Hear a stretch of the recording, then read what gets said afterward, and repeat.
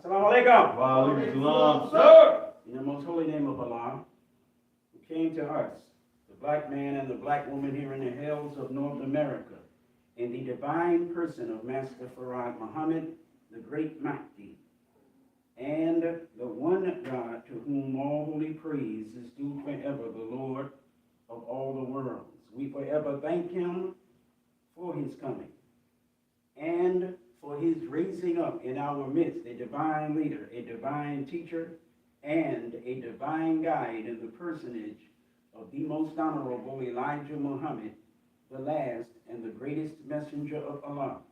So it is in their two great names that I would like to greet you, my beloved black brothers and sisters, in the nation of Islam's greeting words of peace in the Arabic language, which is indeed the original language of the original black man. Assalamu alaikum. Wa alaikum salam, sir. All praise is due to Allah for the most honorable Elijah Muhammad.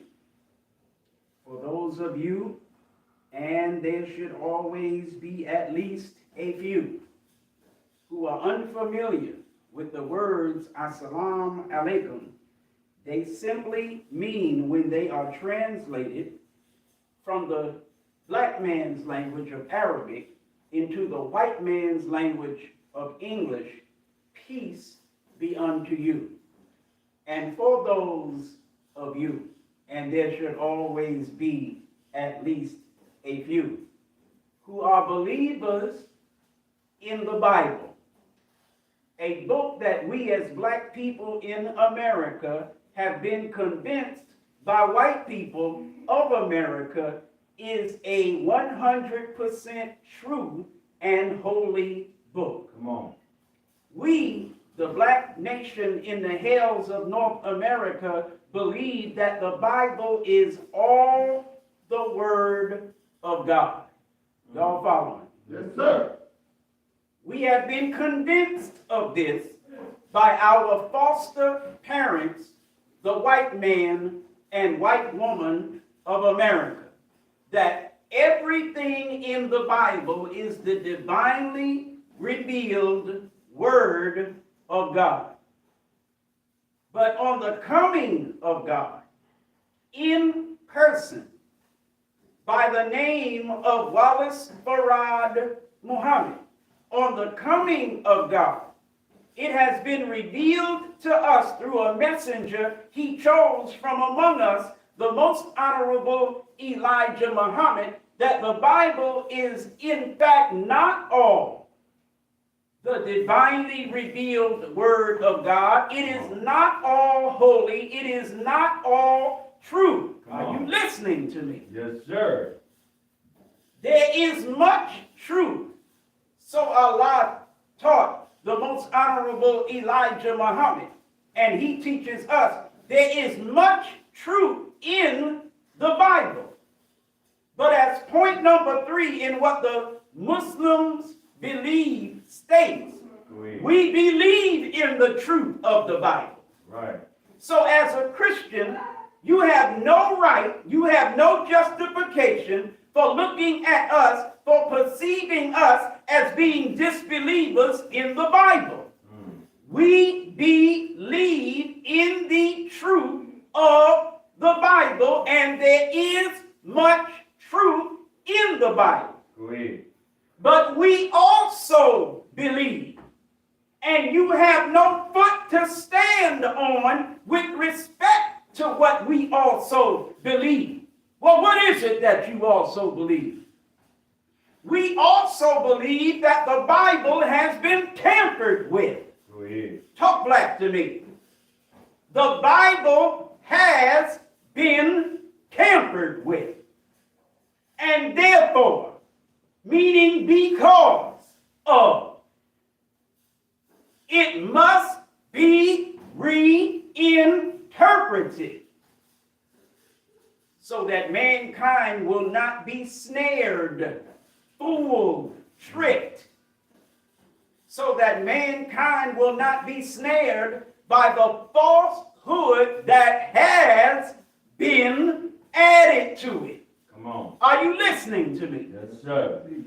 The Bible is a book that has much truth in it, but has had falsehood added to it. Come on. The white man did not keep the Bible pure. Are you listening to me? Yes, sir. But you who believe that the white man has kept the Bible pure, you've been snared, you've been tricked, you've been fooled by the falsehood that the white man added to the Bible. Let me give you an example. In the Bible that the white man gave you, it teaches you to love your enemies. Say that. Hello? This book that you think is holy, those of you who believe it to be holy, it teaches you to love your enemies. And even those of you who think you so sophisticated that you have grown above the love of your enemies, you love your enemies too and don't even realize it. Go ahead.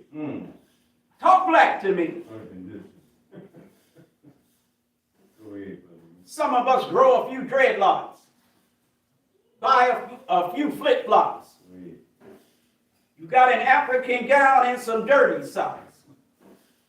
And you think you don't love your enemy. You a fool. Come on. Talk black to me. But those of us who are the primary target of these lectures on Sunday, you love your enemies. And there's no doubt that you love your enemies. Come on. The Bible teaches you, and I'll read it for you. All right? Yes, sir.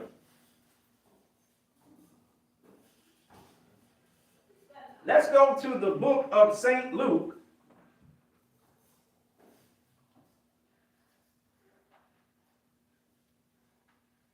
We're going to go to chapter 6.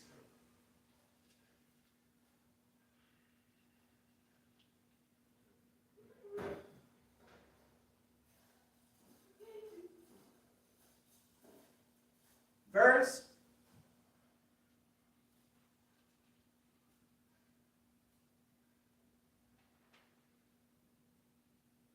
27.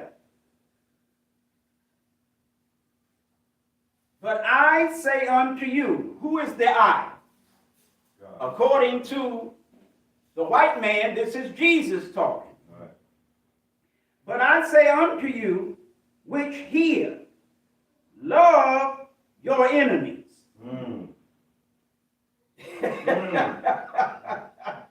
Love Your enemy. your enemies. Come on. Love your enemies. Well.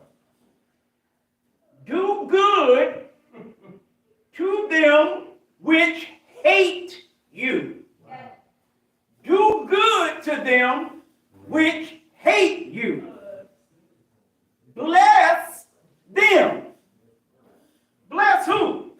Bless them that curse you. And pray for them which despitefully use you. Are you listening to me? Yes, sir. Wow. And unto him that smiteth thee.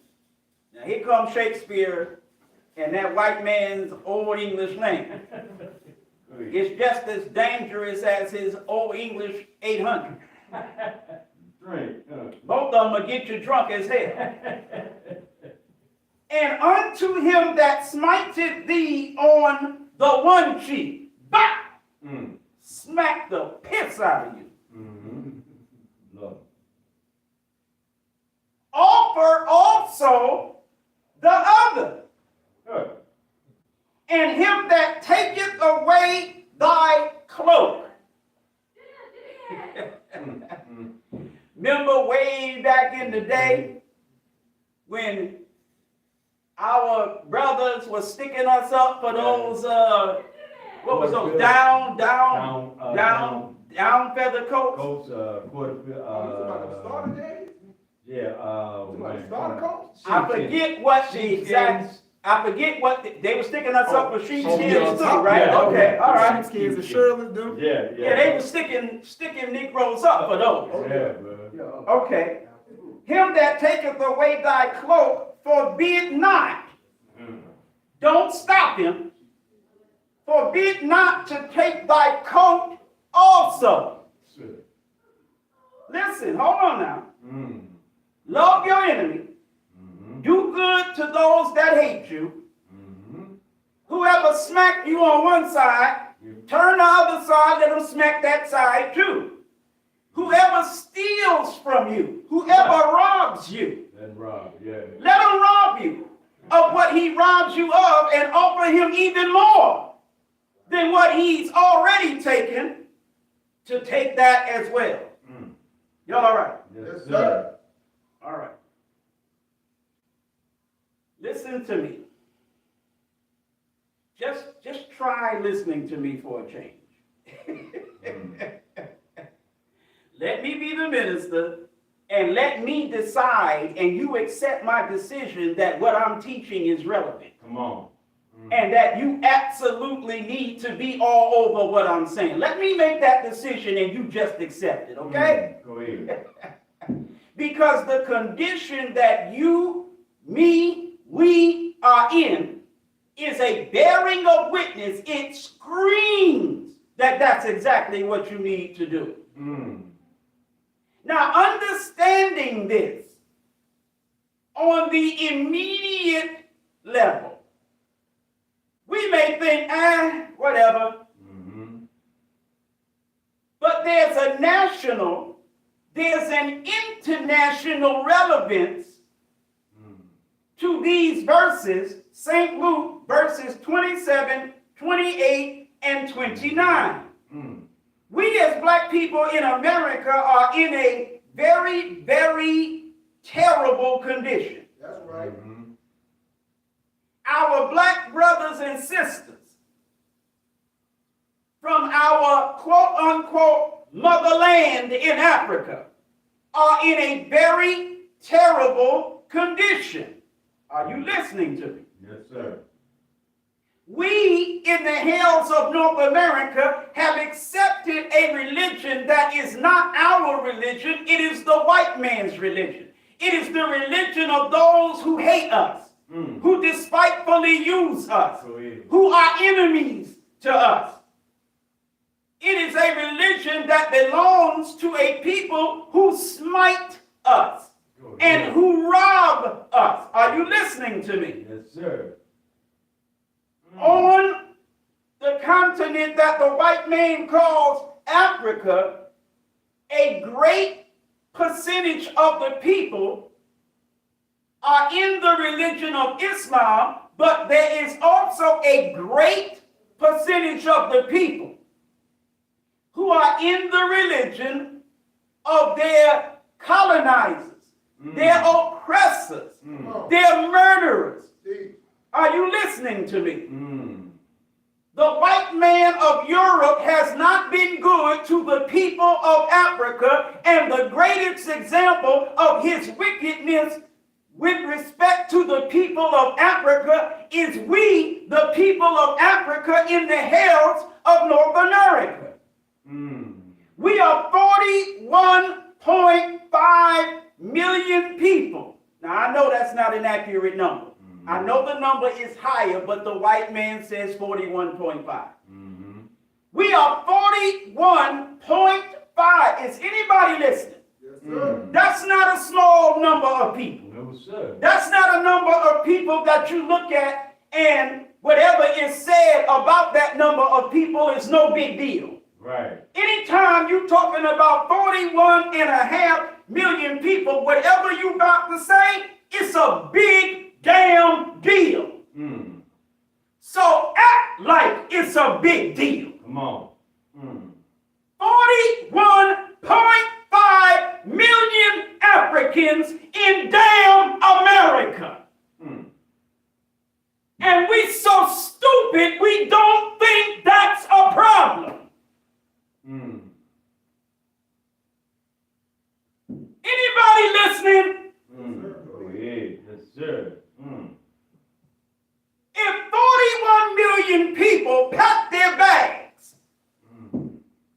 in whatever country they live in On the left, right. and just leave. Feel it. You telling me that's not a problem? You gonna feel it. You will. Mm-hmm. Mm. I mean, really? Mm. If there's 150,000 people, I'm just Right. spitting out a number. Right. If there's 150,000 residents of the city of Atlanta and 41,500 of them Leave. Yeah. Mm. pack their bags and move, You gonna feel it. is that a big deal? Yes, sir. That's a big deal. Is that not a crisis? Yeah. That's a crisis Mhm. situation. Yeah. When that many people pick up and move. Mm-hmm. Are you listening to me? Mm-hmm.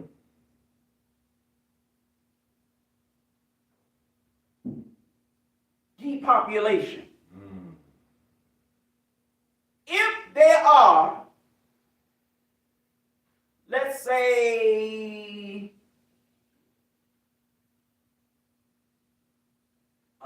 150 million people in, let's just say Nigeria, Mm-hmm. in Africa, one country, say it's 150 million. Let's just say that. Yeah. If 41.5 million Nigerians pick up and move, Yeah. that's not a problem? Same for yeah, brother. That's a serious problem. Yeah. You gonna feel And it won't just be a problem for Nigeria, it'll be a problem for the whole West African region. Right. Right or wrong? That's right, brother. Talk back to me. That's an impact. Yes, sir. 41.5 million people Mm. That's a lot of people, brother. who belong in one land, but are in another land. Captain. That is a problem. Come on. Mm. Now, that's just the United States of America. Mm-hmm. What about Central America? Mm. What about the Caribbean? Brazil. What about South America? Right. Mm. Talk back to me. Go ahead, The brother. largest population of African people that is outside the African continent is in Brazil. Right. Mm. Come on, teach. Mm. Brazil. Listen. Listen. The largest number next to that, the largest number of African people outside the African continent next to, meaning the second largest, is us. Mm. Wow. Go ahead, Damn, teach. bro. Mm. But when it comes to the Miami Heat, Mm. the Los Angeles Lakers, Mm. the Cleveland Cavaliers, by the time you get finished thinking about your basketball teams and players, when it comes to the Green Bay Packers, Mm. the Tampa Bay Buccaneers, Mm. the New England Patriots, Mm. whoever else is your football team, when it comes to hip-hop music, Mm. Yes, sir. R&B, rhythm and blues, Mm. when it comes to Hollywood, Mm. when it comes to sport And play. and play, when it comes to video games, when it comes to all of the things that act to distract our attention from the most meaningful realities in life, you're not even thinking about, you couldn't care less about the reality that we are the second largest population of African people outside of the African continent. Mm. Mm. Anybody listening? Yes, sir. Yeah, yes, sir. Mm. As a collective, we would be among the top 5 most populous African nations on the continent if we were there. Mm-hmm. Wow. Mm-hmm. Go ahead. nations on the continent. We number 5. If you take us, 41.5 plus million, there would probably only be 2, maybe 3 other nations on the entire continent that have a population as large as us. Wow. Yet we somehow think it's no big deal. Right. So what? Mm. Why? Because we are enjoying the sport and the play that act as the distractions to our minds from the reality of our behinds. All praise is due to Allah for the most honorable Elijah Muhammad. Go ahead. So when you face the difficulties of being black in white America on a daily basis, you don't think about the numbers that I just ran. You don't think about how that impacts the difficulties that you face in white America. You don't put those 2 dots together. You don't realize that you can't be the second most populous group of African people in white America Go ahead. and prosper and not do as bad as we're doing. Talk black to me.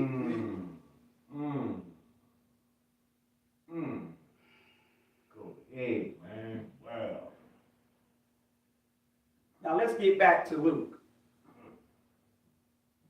because I want to explain why Luke 27 through 29 deals with what I just said. In Africa, what Luke 27 through 29 says, which is falsehood that the white man added to the truth of what Jesus actually taught. Let me repeat myself. This is what the white man added that is false to the truth of what Jesus taught. Whatever Jesus taught, Christian, we accept it as the truth. We believe it just like you do. But when the white man adds falsehood to what Jesus taught, you believe that too. We don't. Are you listening to me? Yes, sir. In Africa, they're practicing this. In Africa, they are practicing this.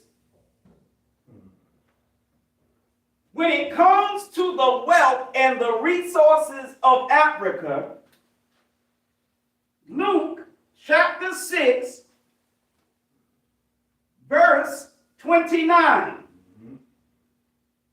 Him that taketh away thy cloak, forbid not to take thy coat also. Africa is allowing Europe and America to rob it of its vital mineral and agricultural resources. You're not listening. The robbery of Africa of its tremendous wealth, its allowing of this. You know, the Democratic Republic of Congo, I believe, is the nation I'm thinking about, just made a deal with these devils to extract billions upon billions of dollars in mineral resources. Y'all listening to me? Yes, sir. Right in line with Luke chapter 6, verse 29. America and Europe have robbed Africa blind. And after centuries of the robbery of Africa, of its resources, even its human resources, Come on. Because 41.5 million people didn't pack their bags and move to America. We were kidnapped. Teach.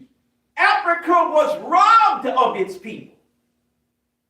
We're sitting here in America and we have forgotten our history. We don't care about our history because we're busy playing video games. Right.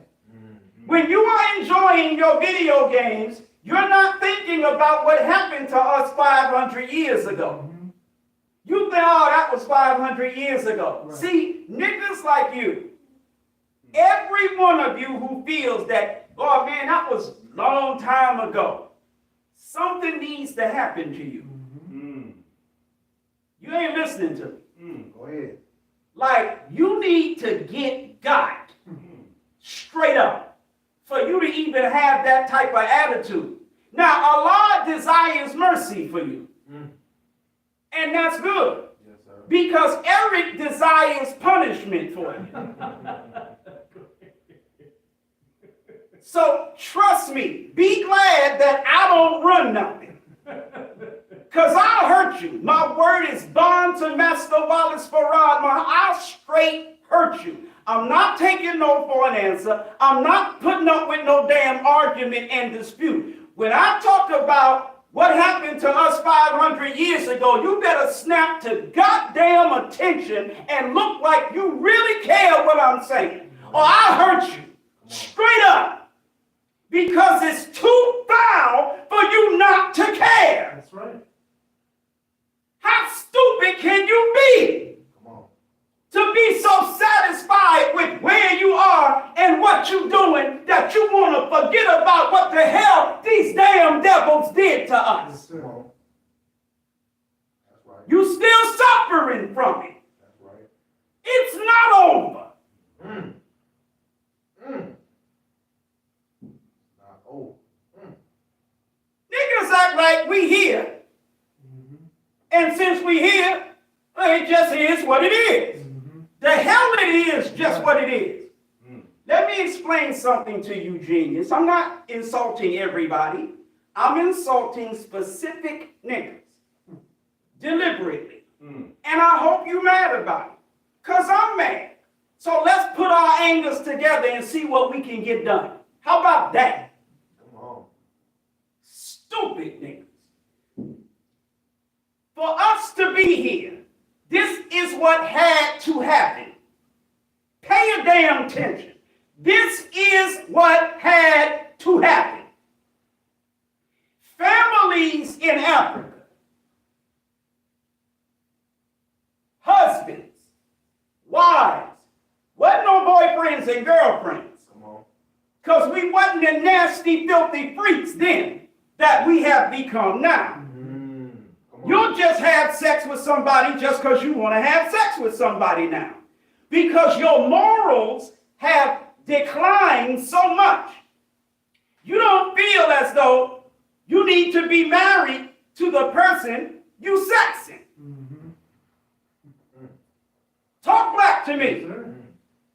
You don't feel anymore that if you are married to someone you sexing, that is anything wrong with you sexing somebody outside your marriage.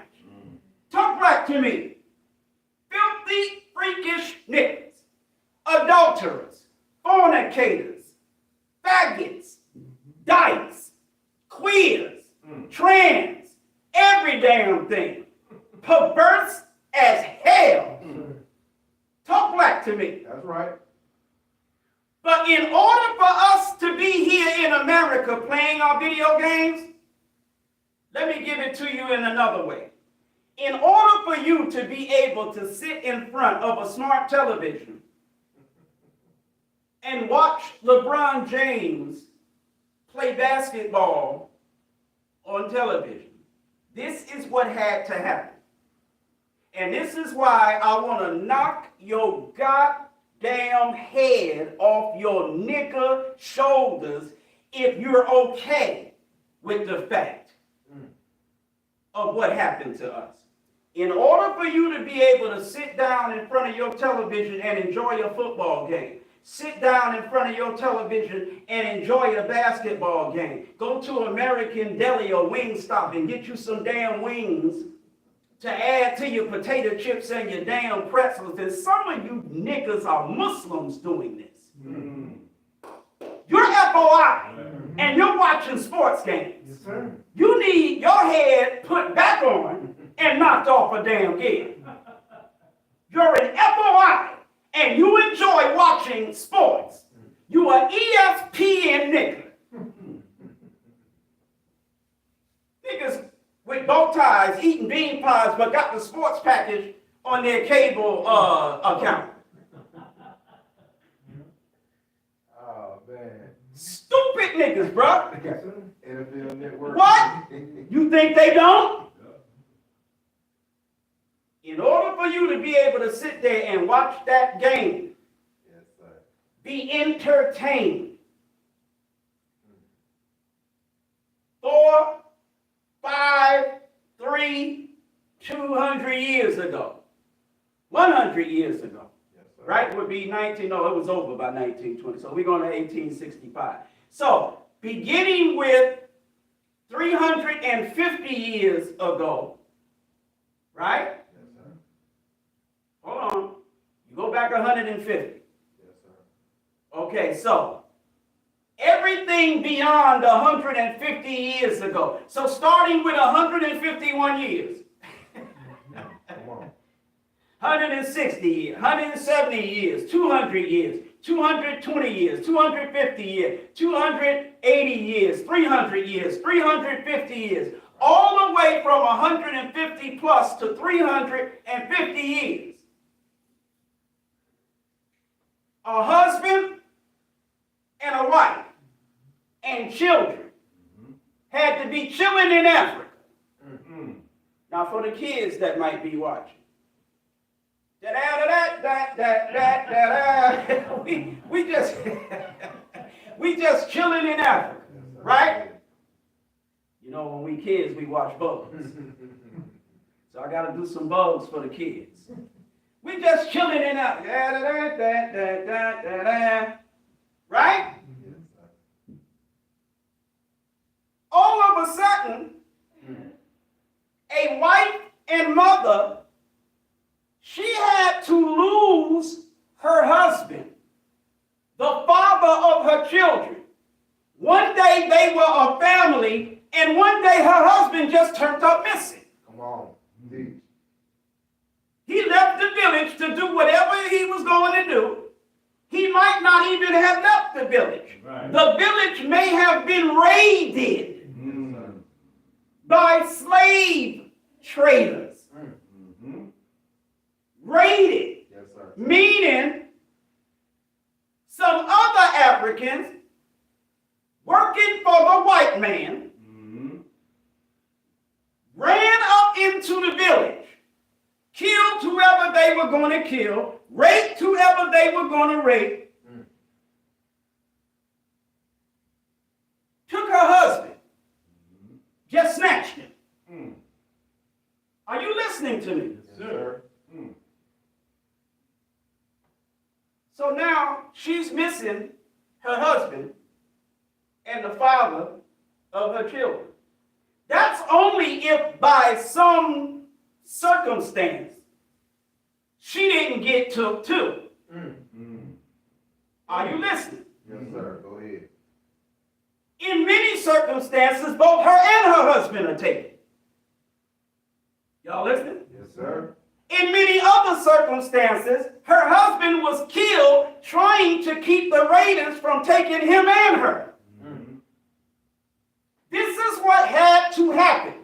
See, this is why I swear to you in Allah's name, I do love niggas, but I can't stand niggas. I love you, I swear I do, but I don't like you. And I want to hurt you. Straight up. Because, see, you ever had your mother tell you, boy, I brought you into this world and I'll take you out of it. Right. What she's telling you is, I love you too much to just allow you to do in your life and with your life what you doing? See, that's the way I feel about niggas. Come on. Y'all all right? Yes, sir. Okay. Here you are in America in the year 2025. A black Greek. Ooh, ooh. Here you are in 2025 being killed in a hazing incident. Here you are in the year 2025 pledging a Greek fraternity or a Greek sorority.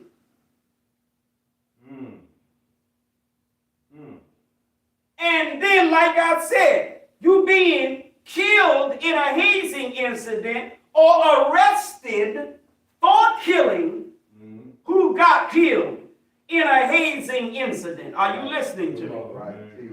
Yes, sir. All this insanity for you to belong to a fraternity that doesn't even belong to you. Go ahead. Go ahead, man. You want to feel the sense of belonging that comes with being an alpha, a kappa, a sigma, an omega, a whatever, a nigga.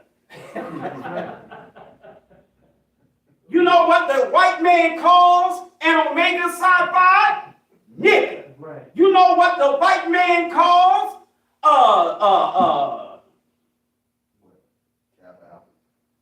kappa alpha kappa? Yeah. Nigga. Right. Talk back to me. You know what the white man calls an alpha kappa alpha sister? Nigga. Winch. Pickaninny. Talk black to me. You know what the white man calls a delta sigma theta sister? A nigga. Y'all all right? Yes, sir. Go ahead. Black Greek. Black geek. Talk black to me. Come on, man. What the hell you want to be identified with letters from the Greek alphabet for? Come on. Nigga. Hello? Now imagine, I'm going into this for a reason. And I'm assuming, well, I ain't gonna tell you what I'm assuming. I'm going into this for a reason.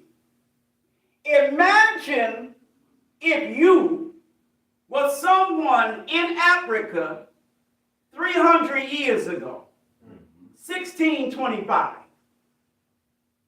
We think we got here in 1619. Right. It was really 1555. But okay, you knuckleheads who think it was 1619, because even though Elijah Muhammad from God in person said it was 1555, Come on. Right.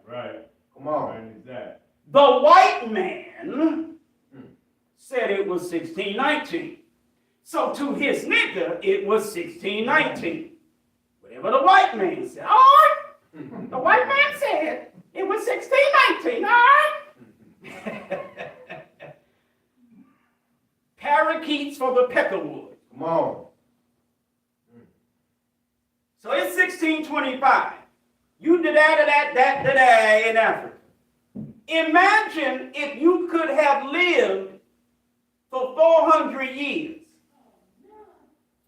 And you were from 1665, you still here now. And you were someone whose husband was kidnapped, or whose husband was killed and your children kidnapped. Talk back to me. Or your husband was killed and you were kidnapped. Imagine now, let's just say you were here. And you're watching your descendants, people who are from your lineage, Yes, sir. dying to pledge the Greek fraternity of the kidnappers and murderers who committed this crime against you when you were back home. Now you stuck here with these damn devils in a land that's not yours. It's a strange land to you. These are strange people to you. They have strange customs compared to yours. Are you listening to me? Yes, sir. Go ahead. And you are watching after what you suffered in Africa, the people who came from you, loving their enemies so much and wanting to feel a sense of belonging to the sororities and the fraternities of their enemies. Mm-hmm. But see, when you're pledging a Greek sorority or a Greek fraternity, you're not asking yourself the question, how would my great-great-great-great-great-great-great-great-grandmother and grandfather feel about what I'm doing? Right. You don't care. You are so far detached from the foremothers and the forefathers who suffered what they suffered in order for you to be here, you don't care anymore. Mm-hmm. You know, they say time heals all wounds. That's what they say. And we somehow think that time has healed the wounds of slavery and oppression that we have experienced under white folks. No, time has simply made more wounds. Go ahead. Where we are concerned. Right. I don't get it. I'm just saying that rhetorically. I actually do get it. Here we are. I mean, just imagine. How many of us saw Roots? We saw Roots, right? Yes, sir. Yes, sir. Okay. I'm not saying this is exactly what happened. But it's similar, if not exactly what happened. Here you have one son of a husband and a wife leaving the village to go get material to make a drum for his younger brother. He never comes back. Right. Wow. He never comes back. Right. Anybody listening? Yes, sir. Go ahead. This same individual, while he's on his way to do what he has to do, he sees a bird. He starts chasing the bird, right? Ends up running through where somebody else lives, right? O.J. Simpson was playing the person. Y'all all right? Yes, sir. So the daughter, there's some kind of encounter with the daughter. He starts running. The man catches him. The point that I'm trying to make is he met a sister, meaning a black woman. He met a young black sister, Fanta, right? This Kunta meets Fanta. I'm only mentioning that relative to what I'm saying. Listen. While he's trying to get this piece of wood, some white folks with their nigger servants, their nigger African servants, they chase him down, chain him up, take him away. His mother and his father, they don't know what's going on. He doesn't return to the village like he's supposed to, so some of the men leave the village to go search to see what happened. Yes, sir. Teach. They see evidence that the slave trader has gotten their son. You with me? Yes, sir. He comes back to the village. Kunta's father comes back to the village, and he's got the pouch that was made for him. And he tells Kunta's mother, she drops to the ground. She's insanely, Yes, grieved over the loss of her son. She knows she's never going to see him again. Kunta's in a cage on the coast getting ready to be taken to America. Who does he see? Fanta. Yeah. Right. Talk back to me. Yes, He sir. sees Fanta. Yes, sir. The whole reason I'm telling this part of the story is I'm giving you another example now. They killed Fanta's father because he was fighting bravely to keep them from getting his daughter. Yes, sir. Go ahead. But they got her, didn't they? Hello? Now that's just two examples. Yes, sir. Go ahead. There's untold thousands of examples like that of families who lost family members, never saw them again. That's what had to happen in order for you to enjoy your damn video game. So when I see you sitting in front of your television playing your video game, my finger starts doing like this. My hands start wanting that 9. Do you understand? Go ahead. Like my thought goes to something hard. Not just your head, but something even harder for your damn head. Are you listening to me? Yes, sir. Teach. I'm not telling you you can't play a video game. Play it. What I'm saying to you is don't sit there and play that video game and be thinking nothing whatsoever about how and why you're able to play it. That's right. Don't be totally and completely detached from the reality of why you sitting there playing that game. When you sitting there watching your football game, you really shouldn't be watching it. But if you just gonna watch it, don't sit there and watch that football game and be mentally detached from the reality of how and why you're sitting there watching the game. That's right. Are you listening to me? Yes, sir. Some of the most horrific crimes had to be committed against your people in Africa in order for you to be here in America. That's right. Whole regions were largely depopulated due to the slave trade. Y'all listening to me? Yes, sir. You saw the movie The Woman King. Lion King. Huh? Yeah. Not The Lion King, The Woman King. Yeah. With Viola Davis. Yeah. You saw a glimpse of what was going on with respect to the kingdom of Dahomey, the oil people, where slavery was concerned. Now, I've studied the history of that area. The Woman King was garbage. Are you listening to me? A lot of Roots was garbage. I've studied the history of that area too. I know what the hell I'm talking about. I don't just sit around licking my message to the black man and don't know African history. Right. How the hell are you a Muslim and don't know African history? Being a Muslim follower of the most honorable Elijah Muhammad is supposed to have you hunting African history books. Yep. You understand what I'm saying? Yep. Like a cat hunting a rat. Yep. Everybody all right? Yes, sir.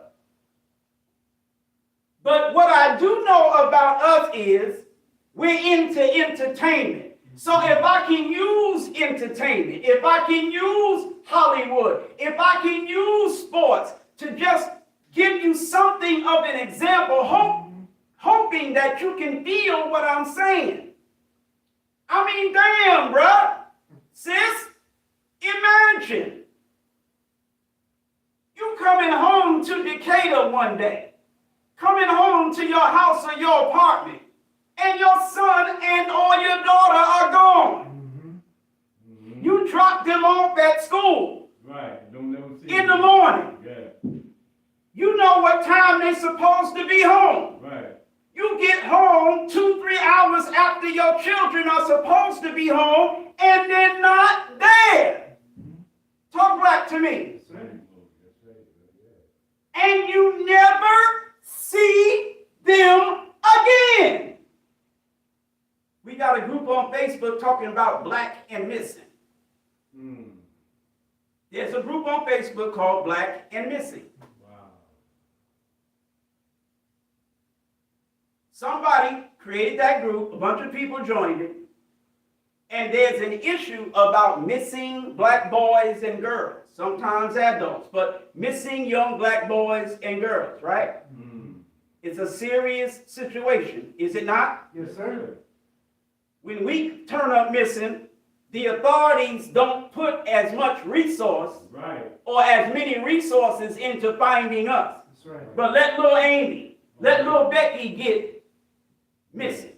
Oh, this is deep. And now we got Amy alerts and Becky alerts and Heather alerts and Susie alerts. Right or wrong? That's right. On the phone. And here you are black. And your damn phone, and if you minister Eric, you got 8 phones.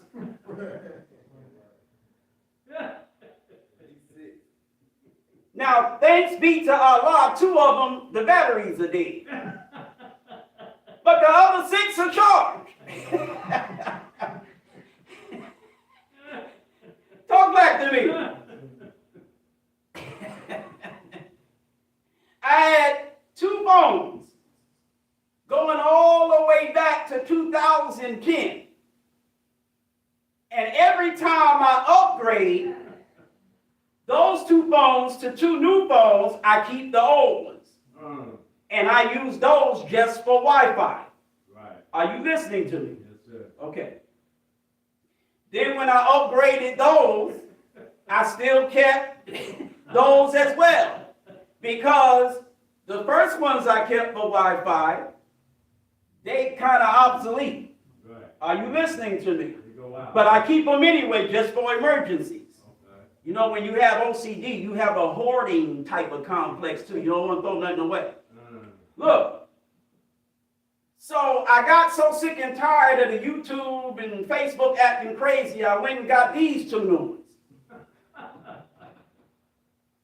So now I'm using the ones that I used to have up here to do the videos.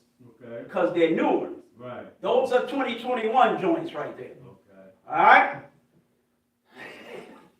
So imagine, I'm black. All these black children are missing and nobody gives a damn. Right. Who cares? Right. They black. This is what being black in white America means. You turn up missing, okay. Right. But I'm getting Amber alerts. Come on. Come on. I'm getting alerts named after some little white girl. I'm not getting no LaQuisha alerts. I'm not getting no Shaquita alerts.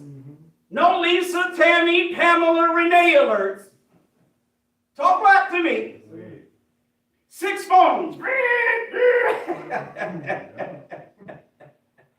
And if you don't confirm it, they just keep going off and off and off. Come on. Yep. This is black life in white America. But the point that I'm making is black and missing. A serious issue in America, right? Well, let's go back to 1555, coming all the way up to 1865, right? That's 310 years of black and missing. That's right. We are 41.5 million black and missing. That's right. But you don't think you're black and missing. You don't think of black and missing until you come home to your apartment or home in Decatur and your son and your daughter was supposed to be home 3 hours ago and they're not there. That's when you start thinking about being black and missing. What you don't think about, or when you don't think about being black and missing, is when you got up that morning to drop them off at school. They were black and missing when they were home when you woke up that morning. That's right. They were black and missing from Africa. You yourself were black and were missing from Africa. You've been black and missing from Africa for nearly 500 years. Talk black to me. Yes, sir. But you don't care Right. because you have Stockholm syndrome. Huh? You have Stockholm syndrome. That's right. Stockholm syndrome is a term that was developed after a situation in Stockholm, Sweden, where there was a bank robbery and they took hostages. And the hostages developed a sense of sympathy, feeling, even belonging to their captors. Yes, sir. They say it's a coping mechanism. You're coping with the fact that you have been captured, that you are in a state of captivity. In other words, you're making the best of your situation. You're going along in order to get along. You're just trying to survive. And you end up literally feeling a sense of common cause with the people who have you hostage. That's us. That's right. We're no longer seeing ourselves as having been kidnapped and brought to America and held against our will. In America, we no longer desire to go back home where we belong. Are you listening to me? We're enjoying our video games over here. Yes, sir. That's Stockholm syndrome. The white man makes video games and he plays video games. So we now are having feelings. We now are assimilating. We now are seeing, identifying with, and having common cause with our kidnappers. They enjoy playing the video games that they produce. We enjoy playing them too. Are you listening to me? Yes, sir. They enjoy their professional sports teams and games, so we're doing it with them. Talk back to me. Stockholm syndrome. That's right. We acting like them. We have a sense of, we feel a sense of belonging when it comes to their names, their God, their religion, their culture, their folkways, their mores, their norms. Everything about them we see in common, where we are concerned with them. Yes, sir. Talk back to me. That's right. Now imagine the first shipload of slaves that landed in America. Do you think they wanted to be here? No, sir. If the white man had offered them a video game to enjoy, do you think they'd have sat there and played the damn game? No, sir. If the white man had offered them the sports package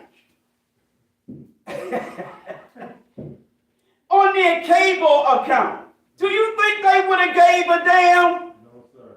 If the white man said, listen, we're going to allow race-based college entrance programs to be instituted, do you think they would have gave a damn? No, sir. I mean, the first shipload of slaves that landed in America, if they had an opportunity to go to MIT, Harvard, Yale, Princeton, talk black to me.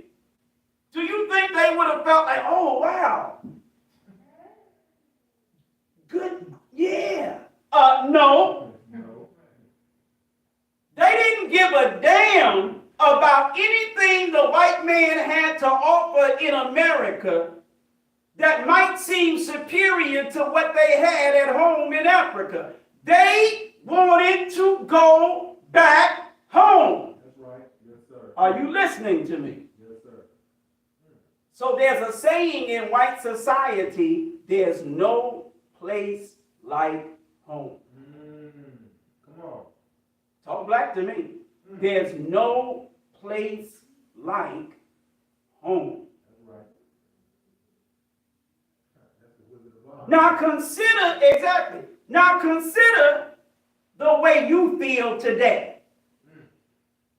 Consider the way you feel today. You riding around the city of Atlanta with a license plate that says you're too blessed to be stressed. Imagine a cat driving their damn Nissan Rogue. So you know it's a female cat. Yes, sir. Go ahead. Because you know these sisters love them damn Nissan Rogues. See. Yes, sir. Imagine you, sister, a female cat driving your Nissan Rogue through a dog pound. Come on. You driving your Rogue through the dog kennel where you were kidnapped Right. Right. Come on.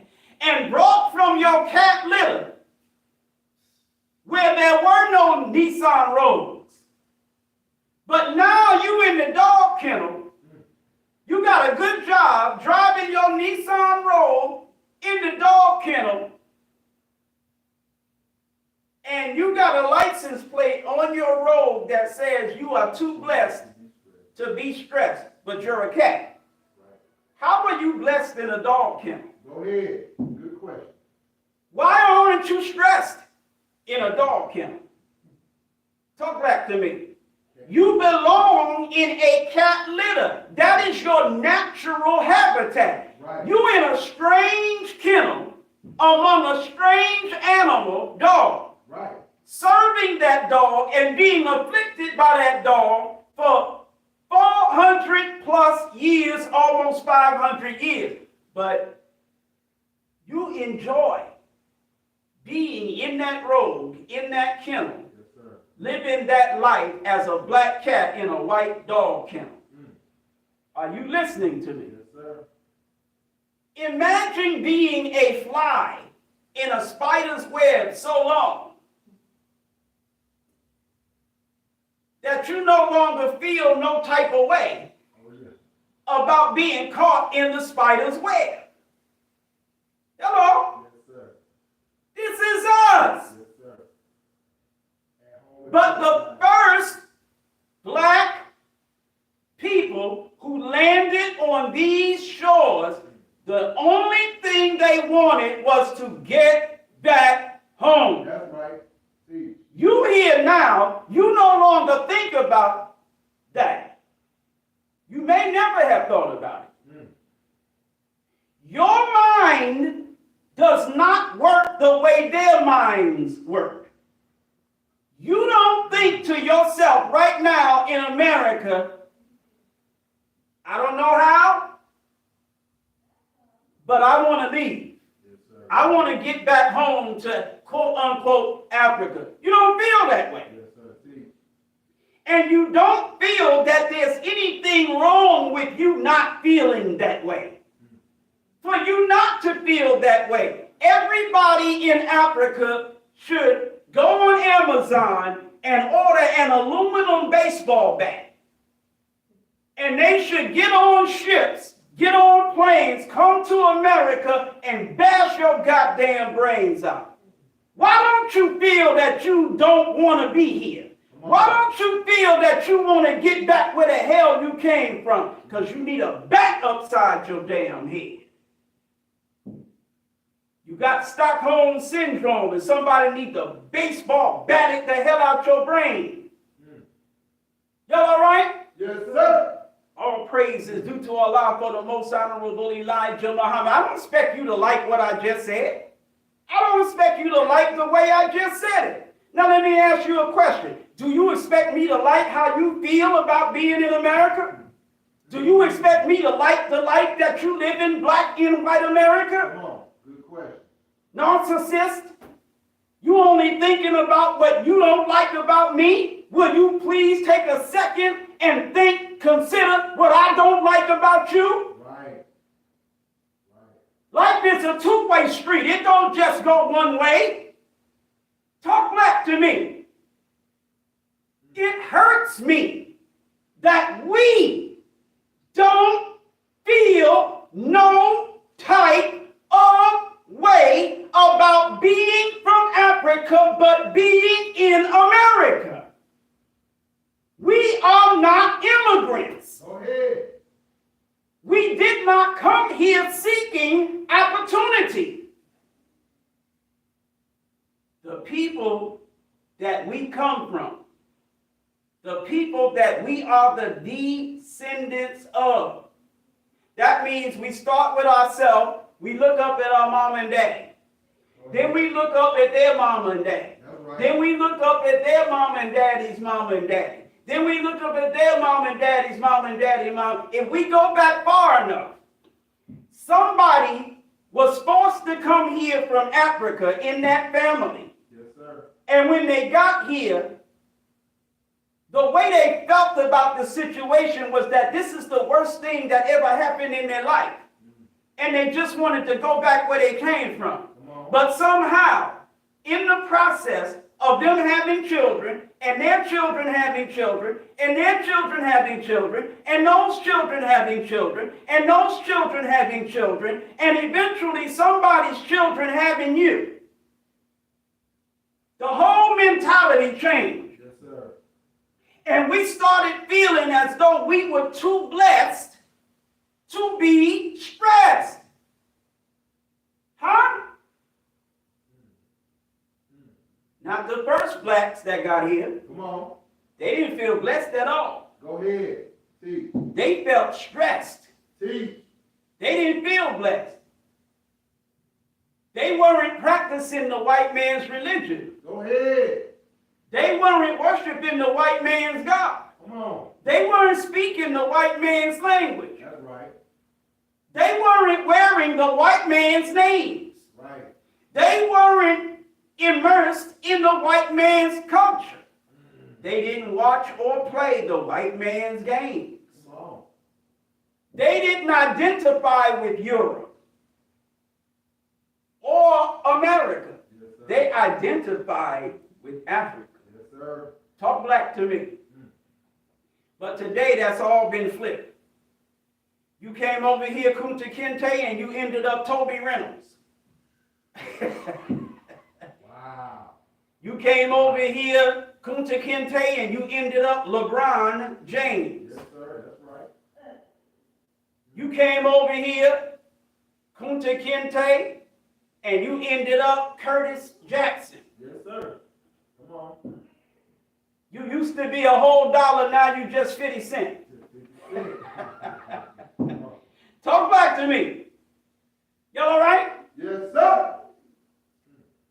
Came over here, Kunta Kinte, ended up Morgan Freeman. Huh? That's right. We crazy as hell. Yes, sir. So now, you're too blessed to be stressed. White man gave you his names. White man gave you his God. White man gave you his religion, language, and culture. And now you're too blessed to be stressed. He gave you this book. And he told you, listen, love your enemies. Yes, sir. Love those who hate you. Do good to those that hate you. That's what he said.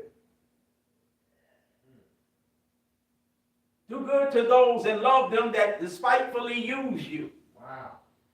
Those that rob you, give them even more to rob. Wow. Those who commit acts of violence against you, suffer those acts of violence peacefully. Wow. And offer yourself to be afflicted by even more acts of violence. Well, hell, after you get all of that, You're going to be dead. you too blessed to be stressed. Talk back to me.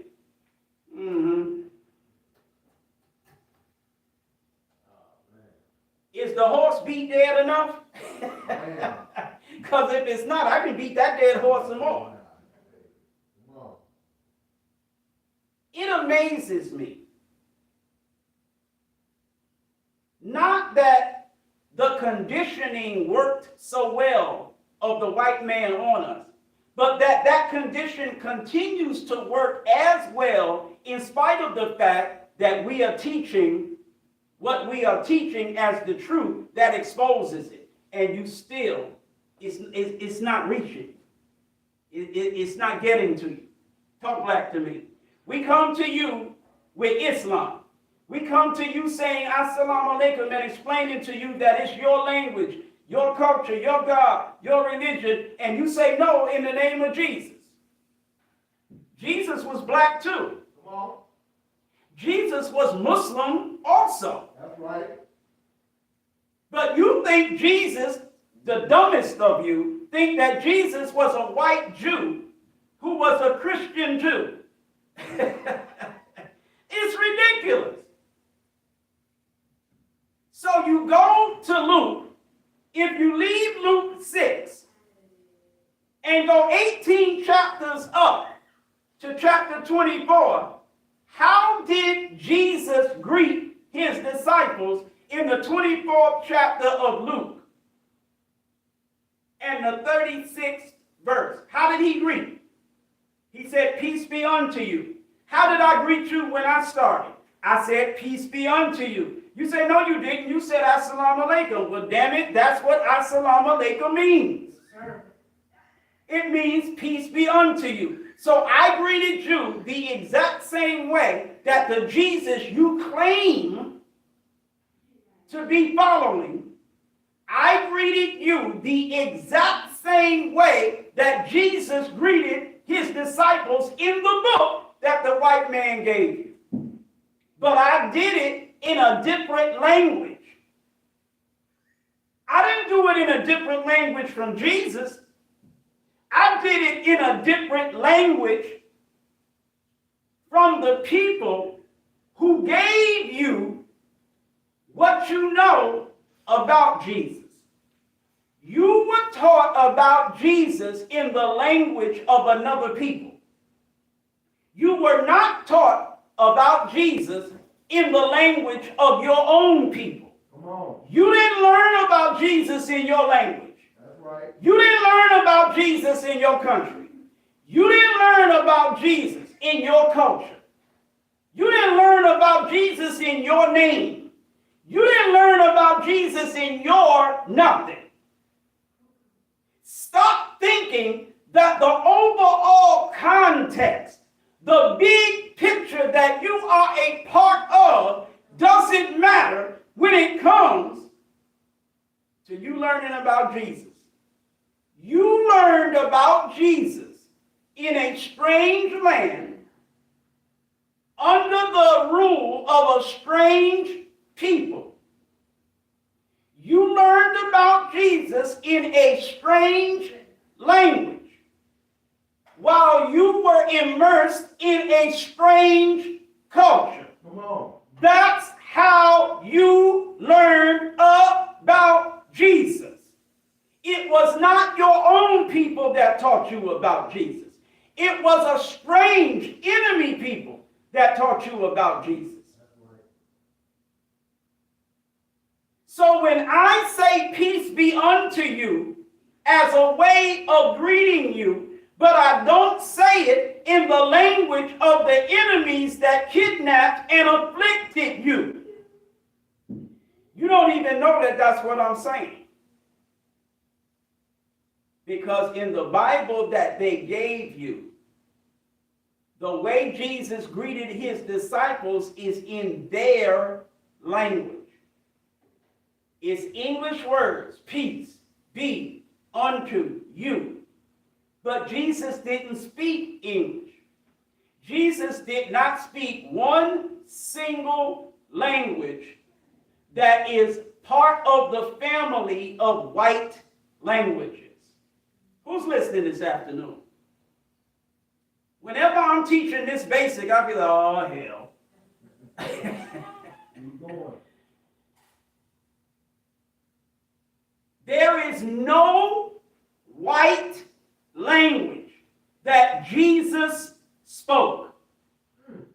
Just stop and think about that for a minute. Wow. Of all the white languages that existed 2,000 years ago, Jesus didn't speak one single one of them. Y'all all right? Yes, sir. You who have been robbed of the knowledge of yourself, you think Hebrew is a white language. Don't lie. Tell the truth and shame the devil. You think Hebrew is a white language. You identify the Hebrew language with white people. That's right. Hebrew is not a white language. That's right. Aramaic. You identify Aramaic with white people. Arabic. You identify Arabic with white Arabs, pale Arabs. See? All three of those languages, which are three languages spoken by the prophets. I'm not saying the prophets spoke all three. I'm saying anytime you deal with a prophet, you're dealing with either Arabic, Aramaic, or Hebrew. Whatever prophet you're dealing with, they spoke one of those three languages. Come on. Are you listening to me? Yes, sir. See? All three of those languages are black languages. They belong to a black family of languages that is called Afro-Asiatic. Where you get some white folks there? What part of Afro-Asiatic could even possibly refer to white people? Good question. The Afro refers to Africans. The Asiatic refers to Asians. Where are white people? Are white people Africans? Are white people Asians? Double White people are neither Asiatic nor African. But Hebrew is an Afro-Asiatic language. White people are neither Asiatics nor Africans. But Aramaic is an Afro-Asiatic language. Anybody still listening? Yes, sir. Yes, sir. You Afrocentrics that hate Islam and say that that's not our religion.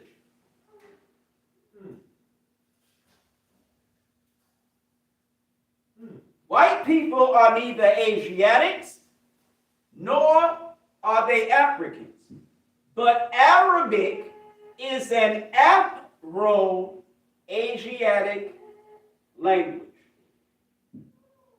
How in the hell are you going to tell me Arabic belongs to pale Arabs?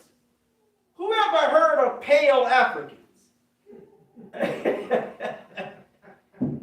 Who ever heard of pale Asiatics?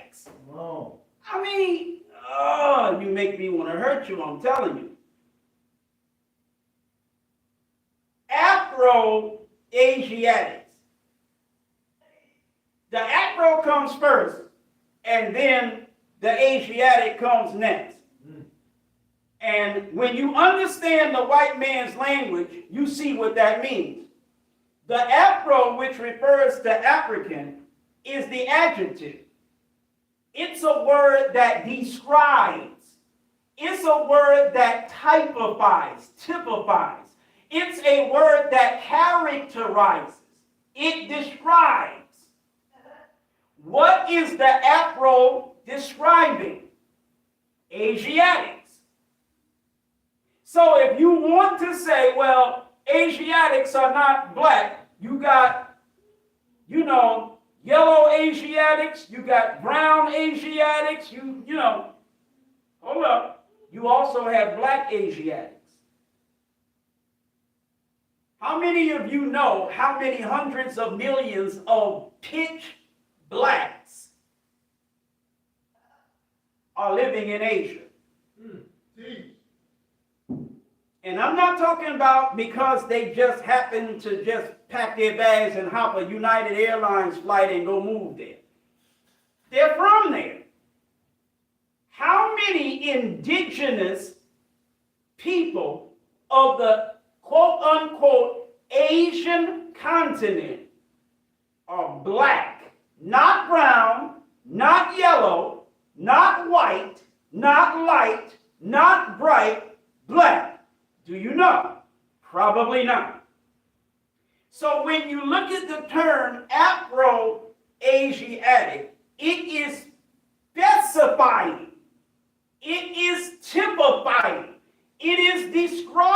identifying the exact type of Asiatics we talking about. That's black Asiatics. That's right. Not brown ones, not yellow ones, not light, bright, or damn near white ones. Afro-Asiatics literally means black Asiatics. Come on. Yes, sir. I don't care what the white man says, or no damn nigga educated by the white man. When you say Afro, that's black. Come on. And when you use Afro, which is black, to describe what kind of Asiatic you talking about, you saying you talking about specifically black Asiatics. And so Hebrew, Aramaic, and Arabic, they are all languages that belong to black Asiatics. Y'all all right? Yes, sir. Sir. All praise is due to Allah for the most honorable Elijah Muhammad. The white man says Jesus spoke Aramaic. How do you say peace be unto you in Aramaic? You got it in the Bible in the white man's language. How do you say it in the black man's language that Jesus spoke because he was a black man and not a white man? So you should expect him to have spoken the language of a black man instead of a white man. How did he say peace be unto you to his disciples? He said, Assalamu alaikum. You think he spoke Hebrew? No problem. How do you say it in Hebrew? Assalamu alaikum. Hello? Unbelievable. America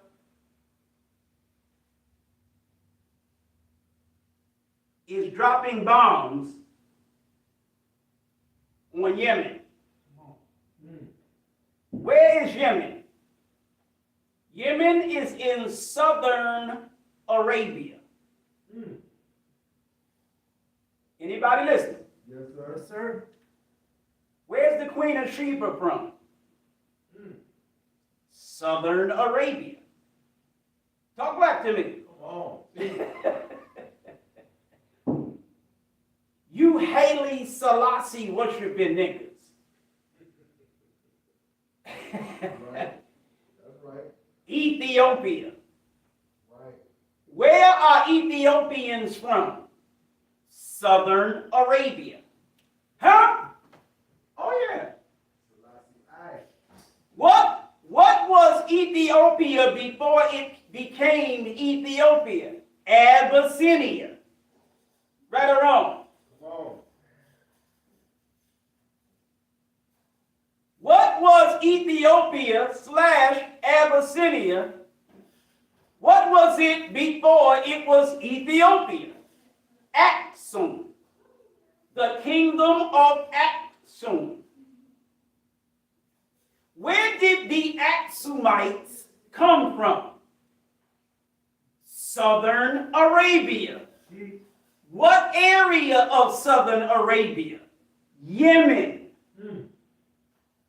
When you are dealing with Ethiopia, you are dealing with Yemenis. Do you know these white man's educated niggas are arguing with me right now?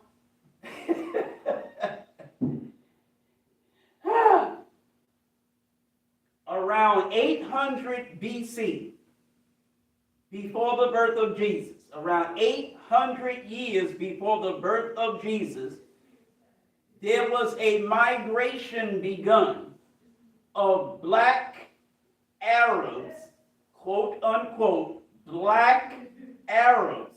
You call them Yemenis today. Black Arabs from Yemen moved across the Red Sea into the Horn of Africa, the area of Africa where there's the Horn, Somalia. They moved across the Red Sea and they settled in Ethiopia. Anybody listen? Yes, sir. Yes, sir. And they established a very, very high technologically advanced civilization. Come on. Put your weed down and pick a book up, Yes, sir. preferably on African history. Are you listening to me? This is why the language of Ethiopia is identified as Semitic. This is why. Y'all all right? Yes, sir. The white man is dropping bombs on Yemen. Now, if you put your weed down and you pick a book up, I'll give you a title.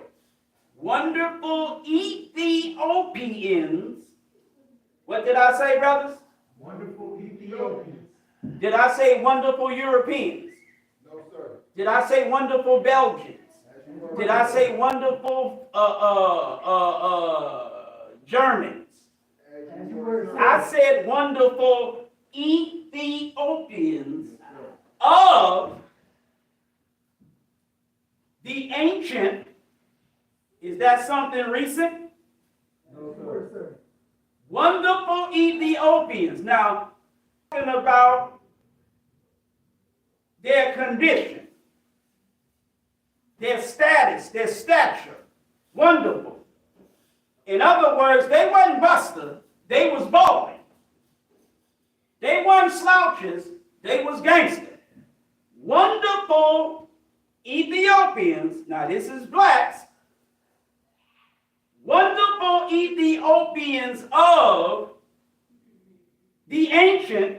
Now we're talking about these people that were wonderful and black Go ahead. are very old of the ancient what? Kushite Empire. The author, Drusilla Dungy Houston. Y'all all right? Yes, sir. Part of the ancient Kushite Empire.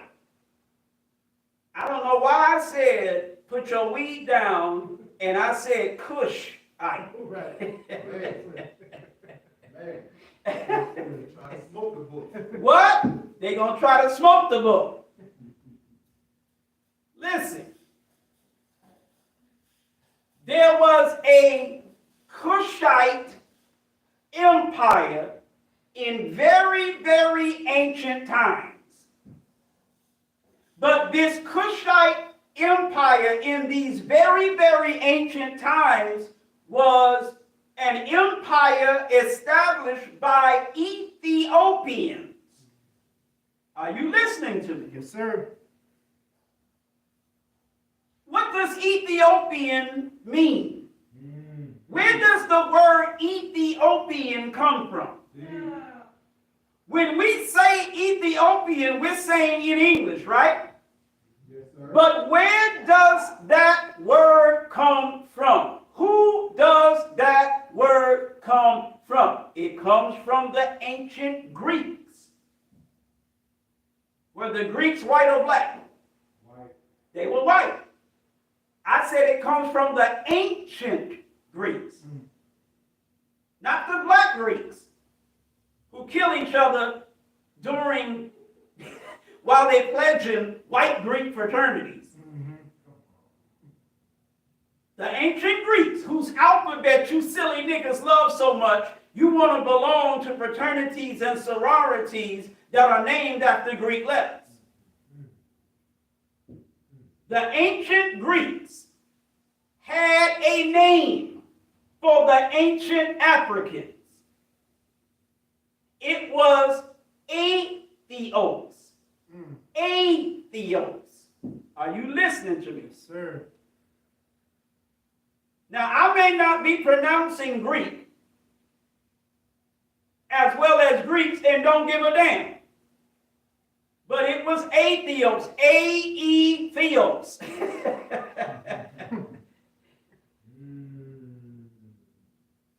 They also also referred to the ancient blacks as Egyptos.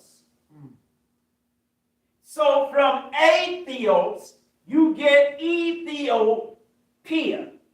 From Egyptos, you get Egypt. Are you listening to me? Talk back to me now. Yes, sir.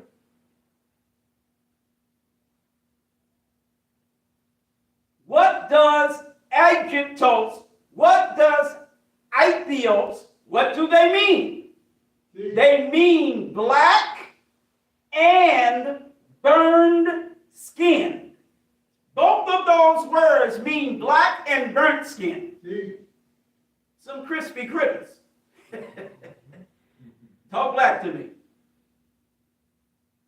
All right. So, wonderful Ethiopians, meaning wonderful black burnt skin people of an ancient empire that was Cushite.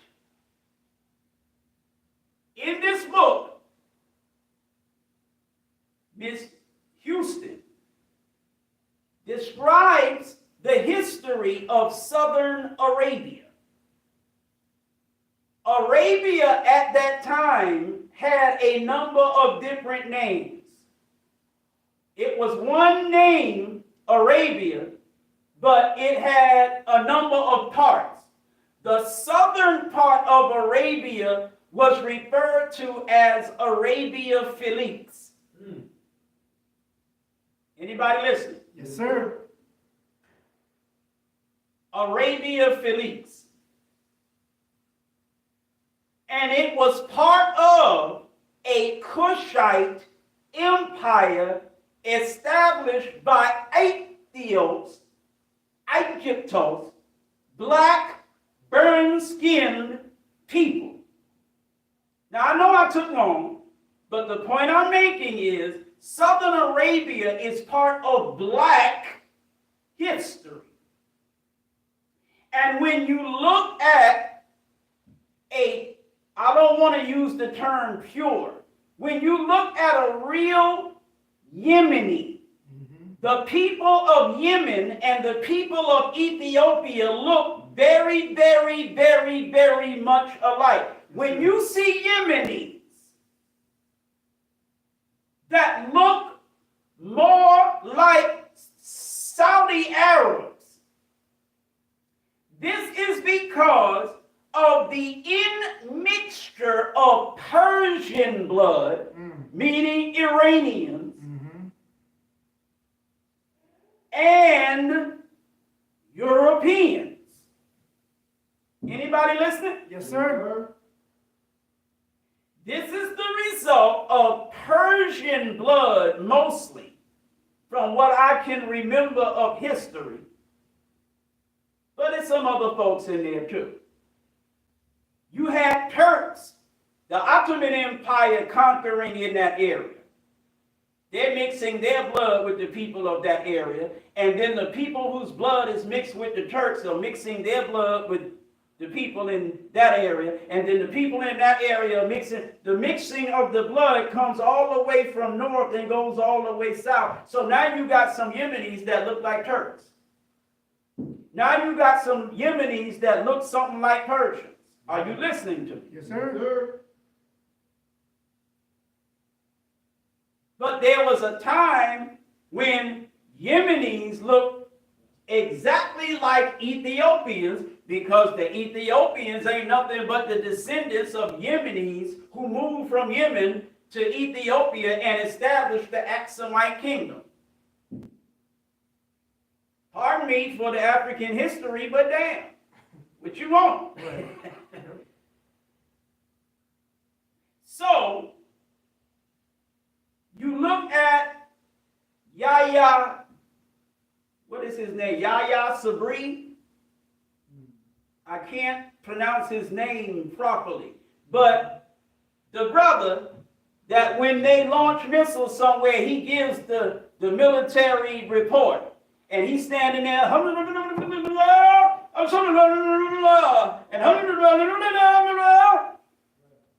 and And he's giving the report of what the Yemeni armed forces are doing.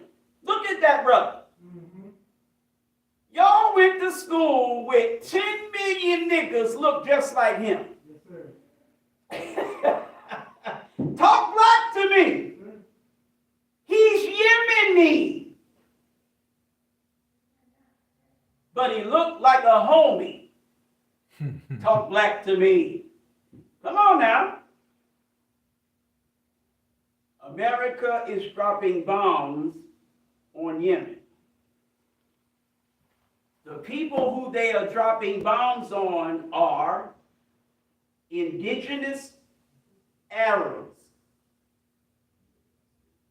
They are largely black. Talk black to me. They are largely black, and they speak the language, the indigenous language of Arabic. They're Muslims. They look like us largely. Forget about the ones with the straight hair and the sort of European features. Think about the brother doing the military report. You got brothers look just like him in Yemen, a whole lot of them, but the white man is very slick.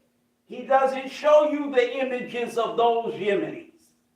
He doesn't want you to look and see in Yemen a whole bunch of people that look like you. Right. He doesn't want you to see that. The only time he'll show you a whole bunch of people that look like you is when they got flies crawling on their damn face because they starving and their ribs are showing. Go ahead. Right. He never wants you to see yourself in a positive light. He doesn't want you to know just how many people you have stretched all over the globe. He doesn't want you to know this. Right. He wants you to think that the people on Africa are the only people you have and they're all savages. They're all starving to death in crushing poverty. Talk black to me. So they're dropping bombs on people who look like you, but they don't think like you. They look like you, but they don't worship like you. They look like you, but they don't talk like you. They don't walk like you. They don't think and act like you. They're not Christians like you. They're Muslims. Like you used to be when you first got here. Come on. But the longer you stayed here, you stopped being Muslims and started being Christians. You stopped speaking Arabic and started speaking English. Hello? You stopped being you. You stopped being Hassan and Rashid and Ali, and you started being Keith. You started being Robert. You started being John. You started being Sam. You started being Henry. But you used to be Shahid. Go ahead. You used to be Rashid. You used to be Rahman. You used to be Hussein. Now you just insane. All praise is due to Allah for the most honorable Elijah Muhammad. You used to hate your enemies. Now you love them. Mm-hmm. You used to fight your enemy to keep your enemy from robbing you. Now, when they rob you of one thing, you offer them something else to rob you of also. You used to retaliate when your enemy smited you. Now when your enemy smites you, you turn the other cheek to be smitted by the enemy on that cheek too. It's crazy, isn't it? Yes, sir. But we crazy. That's right.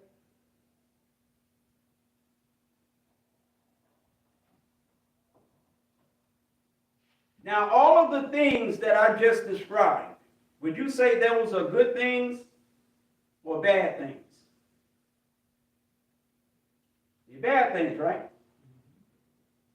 If you were to choose a word, an English word, and you only have two choices, if you were to choose an English word to describe the period of time that we have suffered everything that I have described, would you use the term light or the term darkness? Darkness. You would use the term darkness. When the Europeans, after the fall of the Western Roman Empire, when the Europeans experienced a very, very sharp decline in the level of their civilization, what did they call it? The Dark Ages. Right or wrong? Yes, sir. The Dark Ages. Literacy in the toilet. Technological advancement in the toilet. You name it, all of the indices that describe the level of civilization in the toilet. Hello? The white man was up in Europe and he was hardly even taking a bath. The white man was up in Europe and he was semi-barbarian. He was not advanced in terms of his civilization then, so they called it the Dark Ages. They call it also the Middle Ages. Are you listening to me? Okay, now look at us. Look at black people in Africa and throughout the diaspora. Look at our condition. When you look at our condition, you would describe our condition as a condition of darkness. We're living in a dark period in black history. It's a dark period. Are you listening? Yes, sir. How long, when you take into consideration the title of the book by Dr. Chancellor Williams, The Destruction of Black Civilization, Issues of a Race, 4,400 BC to 2000 AD. When you look at the title of the book, it is describing a dark period in black history that goes back 6,000 years coming up to the modern day and times. Are y'all following me? Yes, sir. So that's a period of darkness in the history of black people that is 6,000 years long. Hello? Now, if a white man's heaven is a black man's hell, and we have experienced a 6,000 year period of darkness in our history, a hell for us, what has it been for the white man for the past 6,000 years? Heaven. Heaven. Right or wrong? It's been heaven. So, in this 6,000 year heaven for the white man that has been a hell for the black man,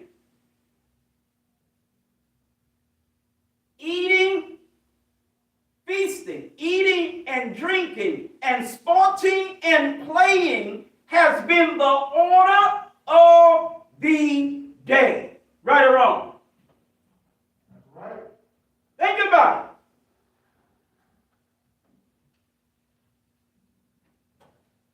it. Let me read it for you.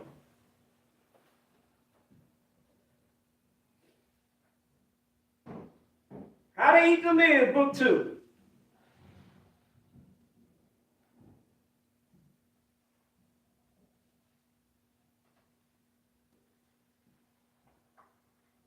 Ramadan, Page 56. Come on.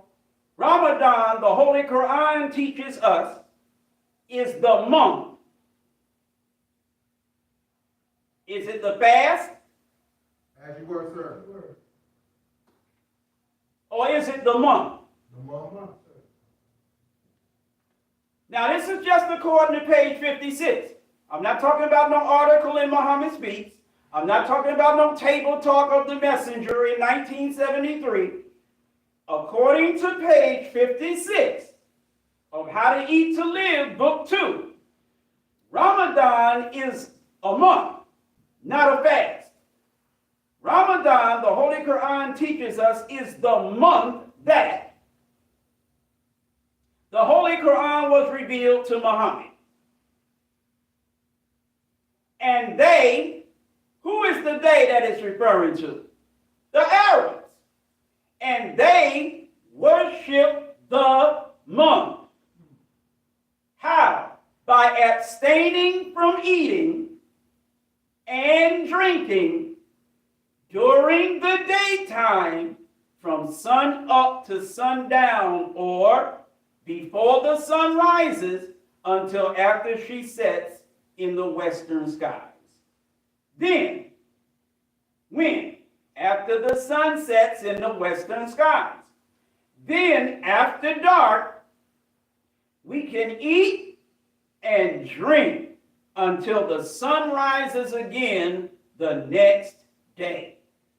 The significances, the meanings of this Arabic fasting in Ramadan is that the spiritual darkness, not the spiritual light. Who picked up on what I just said? Ramadan, in the minds of Muslims, is something that is identified with spiritual light, right? Think about it. What Muslims identify Ramadan with spiritual darkness. Everybody associates it with spiritual light. Yes, sir. Well, why do they associate Ramadan with spiritual light instead of spiritual darkness? Because they don't know black history. When they associate Ramadan with either spiritual light or spiritual darkness, they do so in the context or without the context of black history. Are you listening to me? Yes, sir. Think about what I'm saying. Go ahead. When Arabs think of Ramadan, they contextualize Ramadan with spiritual light. When even the whole purpose of fasting during Ramadan is associated with spiritual darkness. Come on, teach. Well, what do you mean? The Holy Quran says fast during the month of Ramadan due to this book of great spiritual light being revealed during that month. Come on. What were the Arabs in and had been in for centuries? Spiritual darkness. Spiritual darkness. Yes, sir. Think about it.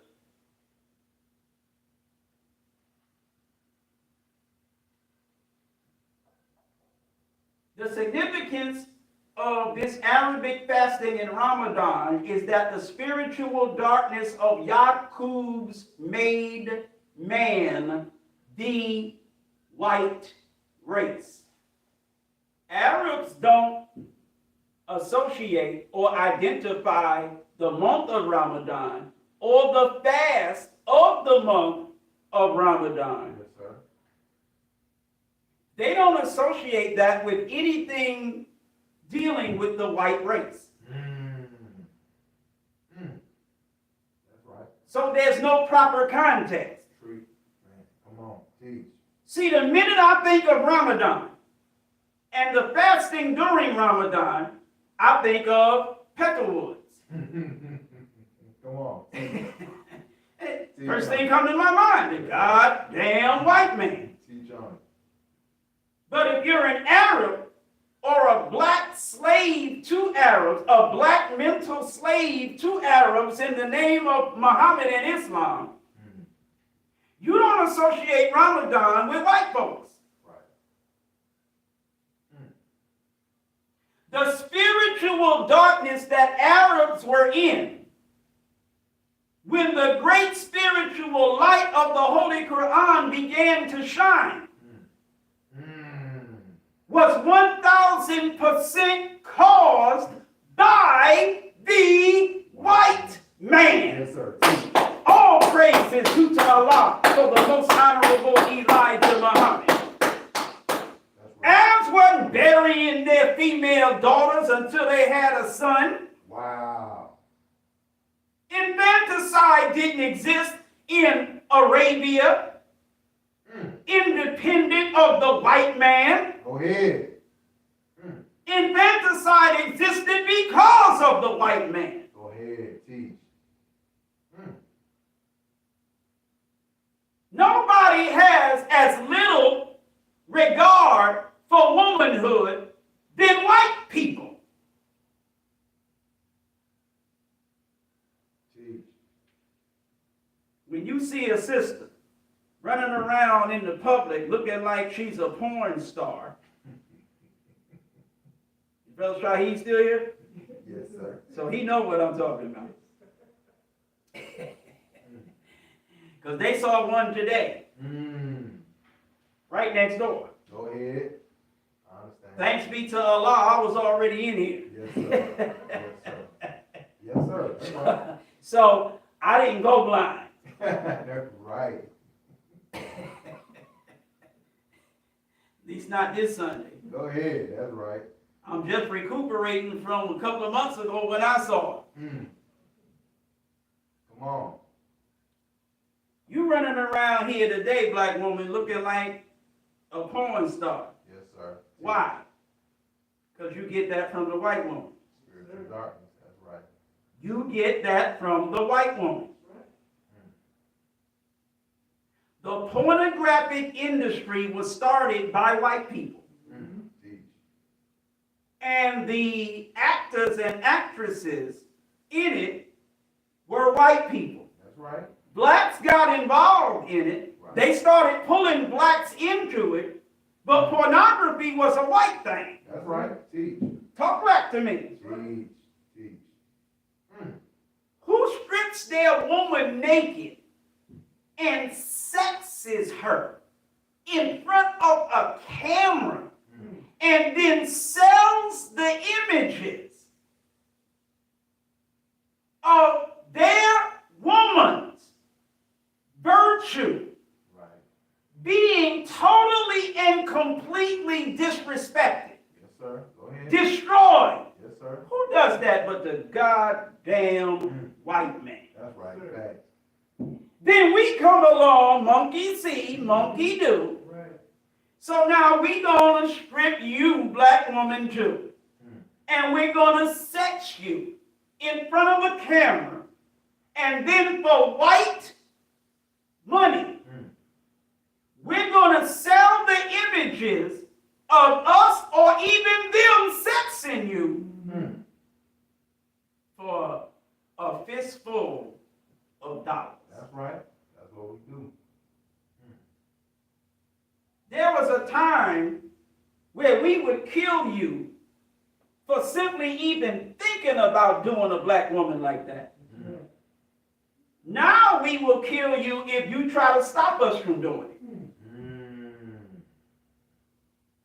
Talk back to me.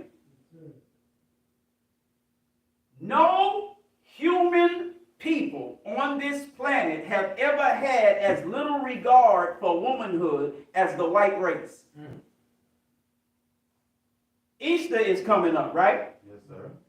Do you know what the holiday of Easter is 1,000% about? Not 900%, not 990%, not 999%.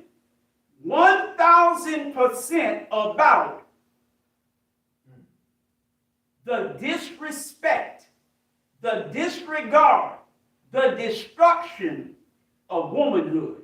Mm. That's what Easter is all about. Teach on it. Teach. Why during Easter is there a hunting for Easter eggs?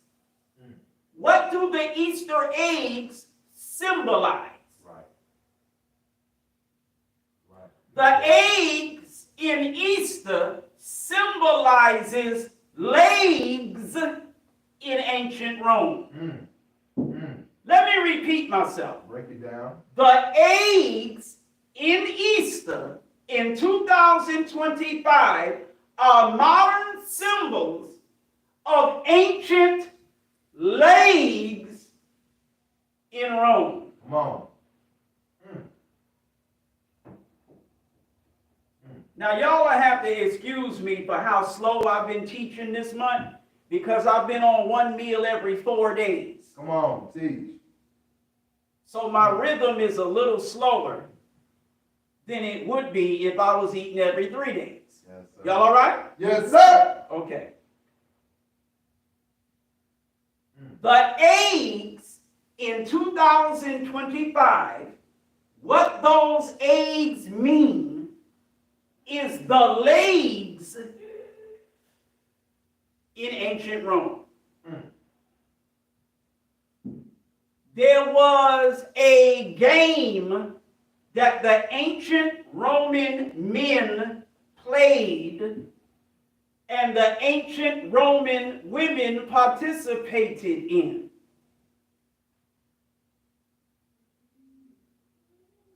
In the 1960s and 70s, in the hood, we as young men and young women played the exact same game.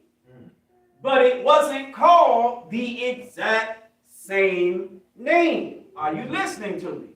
Come on. There were two aspects of it. There was a clean version and a dirty version. Make it plain. The clean version was called Catch a Girl, Kiss a Girl. Come on. Now, I was innocent. I never played the game. Look. Come on. Why you winking, Minister Eric? I just work here. Yes, sir. Go ahead. Teach. I'm innocent. I deny everything. That's my story, and I'm sticking to it. I don't care what you say. Come on. But the game was called Catch a Girl, Kiss a Girl. Yes, sir. I'm familiar with that one. This is your children, black parents. I'm talking about when I was a little boy. Yes, sir. Wasn't a grown man. I wasn't even a teenager. I was somebody's little boy. But I was innocent, though. Remember, I didn't do nothing. But those that did, we were somebody's kids. Right. Somebody's little boys were playing a game with somebody else's little girls. Catch a girl, kiss a girl. Do you think the parents would have been okay with that game being played? Not at all. Well, when their backs was turned, everybody but me was playing it. That's my story. I want you to imagine this now.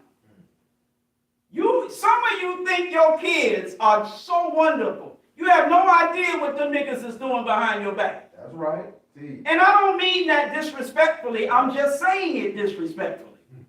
Because that's me. I say disrespectful stuff. You have no idea. You think you have sheltered them so thoroughly. You crazy as hell. Come on. Teach. In order for your children to be what you think they are, you got to be watching them 24 hours a day, 7 days a week.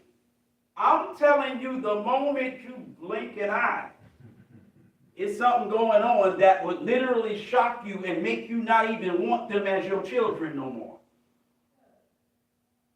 I'm telling you. Teach.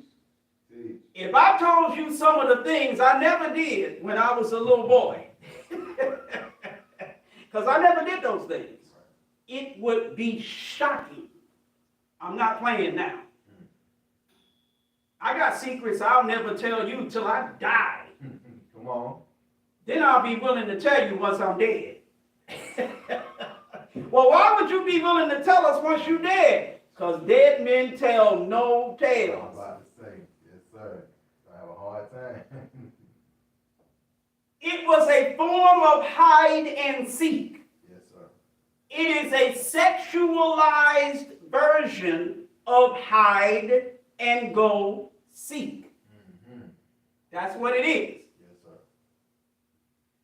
The little girls would go hide, and we would have to look for them.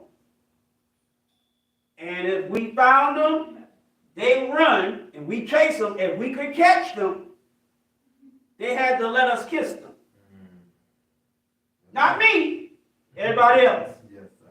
Y'all got it? Yes, sir. Don't make me hurt you. I'm there again. Now this is preteen boys and girls. Right. Your daughter playing a game with some boys. More than one boy. Mm. That's right. It might be 3 little girls, 5 little boys. You done played this game about 6 or 7 times. Different boys is chasing the girl they want to kiss the most. Another boy catch her, you chase another one. Come on. And you keep playing the game till you catch the one you trying to kiss. Come on. Y'all all right? Yes, sir. But if you catch her, she has to let you kiss her. Mm. Not on the cheek. Right. You get the lips. Mm. Teach. Now that's the clean version of the game. Right. And remember, Minister Eric didn't play none of this. I just worked there. The dirty version of the game, as God is my witness, was catch a girl. Right. Mm. A lot of little girls in those days lost their virginity because of that game. Go ahead, teach. Parents had daughters who were virgins before they played that game. And after they played it, the little girls who wasn't even teens yet, Wow. pre-pubescent girls, Wow. lost their virginity because they were playing a game, catch a girl. A lot of little boys, pre-pubescent boys, Yes, sir. lost their virginity. Wasn't virgins no more. They had sex. Yes, sir. They were pre-pubescent and became sexually active Yes, sir. Teach. because they played catch a girl. Right. The girl hide, you chase her, you catch her. She got to give you the legs. Not eggs. She got to give you the legs. Go ahead. And y'all find some place, you understand what I'm saying? And that act between a prepubescent boy Yes, sir. and a prepubescent girl Yes, sir. whose parents are working hard to take care of them. They live in nice homes or apartments. Yes, sir. You understand what I'm saying? Yes, sir. They're well fed, well cared for, Mm. but they playing this game. Their parents think they good kids because they're raising them properly. Yes, sir. but they are prepubescent, sexually active little boys and girls because they playing this game, catch a girl, kiss a girl, catch a girl, a girl. Right. Y'all all right? Yes, sir. Think about that now. This is what your children absolutely will do under circumstances. Hello? And what circumstance am I talking about? Being under the cultural influence of white people. Right. In ancient Rome, as adults, they played the game catch a girl, Right. but it was men and women. You in the forest, the white woman would hide in the forest. The white men would go hunting. But they not hunting for Easter eggs, like Khaled said, they hunting for Easter legs. You find the white woman in the bushes, she might take off running, she might not. But when you find her, she got to give you the legs. Right. Talk back to me. It was a game that was part of fertility eggs, fertility eggs, fertility eggs, fertility worship. Worshiping fertility. And it was associated with the spring equinox. And the goddess fertility, eggs, Astarte, which is where you get Easter from. Go ahead. Are you listening? Come on, teach.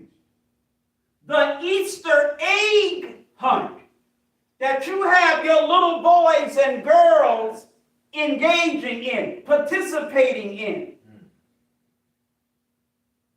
is the modern symbolism of the Easter legs hunt that the Roman adults played 2,000 years ago. Yes, sir. Teach. Then you wonder why your little boys and girls, when your backs are turned long enough, are playing the adult version. Talk black to me.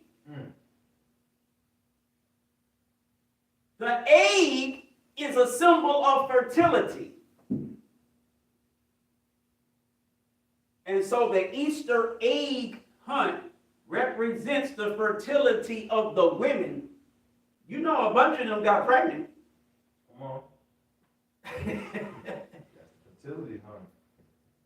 Your farmland's best eggs that you paint today are the symbols of the eggs in the ovaries of ancient Roman women 2,000 years ago. Y'all all right? Yes, sir. All praise is due to Allah for the most honorable Elijah Muhammad. Is that spiritual light? Oh, no. That's spiritual darkness. Yes, sir. Teach. Playing a game as filthy and sexually perverse as that. That's spiritual darkness. Now I can go back to what I was reading.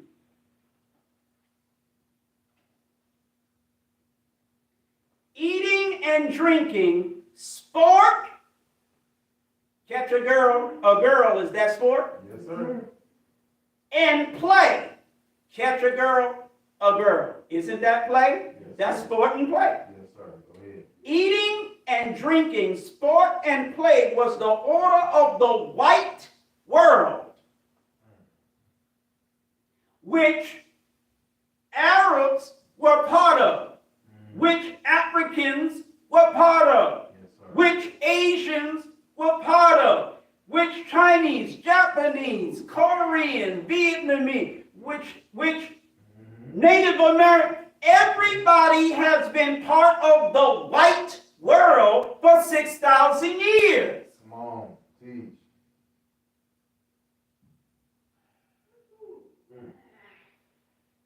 The order of the white world until the what? Daybreak. The spiritual darkness of Yakub's made man, eating, drinking, sporting, playing, until the day break. Come on. Of truth coming in the first of the 7,000 years. Come on. Meaning the farad of the 7,000 years. Yes, sir.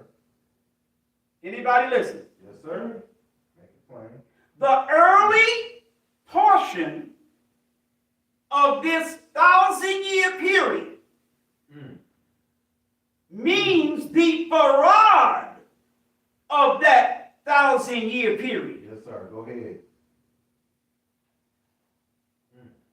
After the 6,000 years of spiritual darkness and evil of the white man's world. After 6,000 years of spiritual darkness of the white man's world, what period comes in? A period of spiritual light. Right or wrong? Yes, sir. And it is associated with the coming of the God of light. Right? Go ahead. But that God who comes to bring spiritual light to a world that has been in spiritual darkness for 6,000 years, he comes in the early morning of that seventh day. So he takes the name that means the period in time that he comes. Come on. That name is Farad. Come on. Okay. Teach. Teach. Page 57. We are living now. We weren't living then, Right. but we are living now.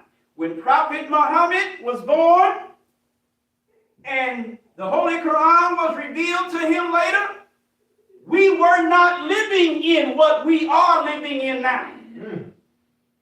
We are living now in the bright, not the dark. Come on. Muhammad was living in the dark. We are now living in the bright, spiritual world of Allah, the great Mahdi, Come on.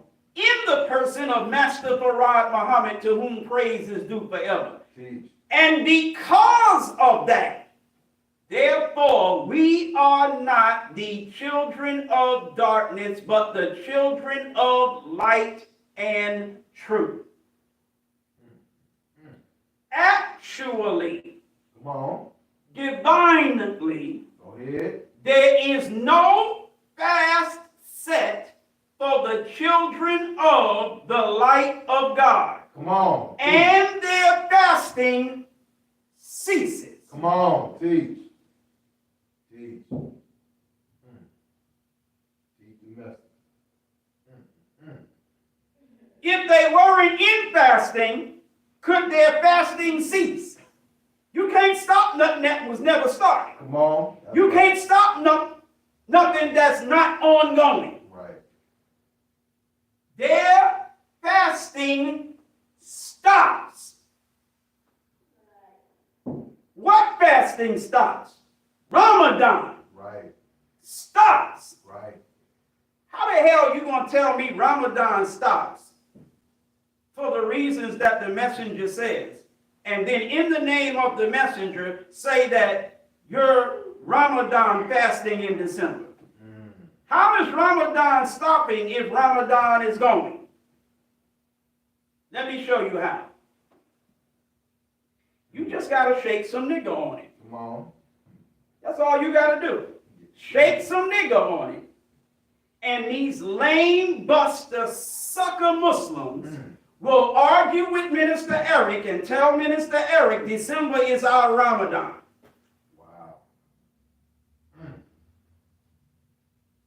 I thought our fasting ceases. Come on. Teach. That's what the messenger said. What fasting ceases? Ramadan. Right. No, but with these niggas, Ramadan continues. It just stops being in Ramadan and starts being in December. Nigga, is it Ramadan or is it December? December is Ramadan. Oh my God. You shake some nigga on that, bro. Yes. And December becomes Ramadan. The ninth month to these nitwits of the Arabic calendar is Ramadan for Orthodox Muslims. But the 12th month of Gregory's calendar, what Gregory? Pope Gregory. Right. Come on. Who made this calendar, the Gregorian calendar. There you go. The 12th month of Gregory's calendar is Ramadan for the followers of Elijah. I swear. It's retarded as hell, but what are niggas? Retarded as hell. Talk black to me. Yes, sir. Go ahead. All right.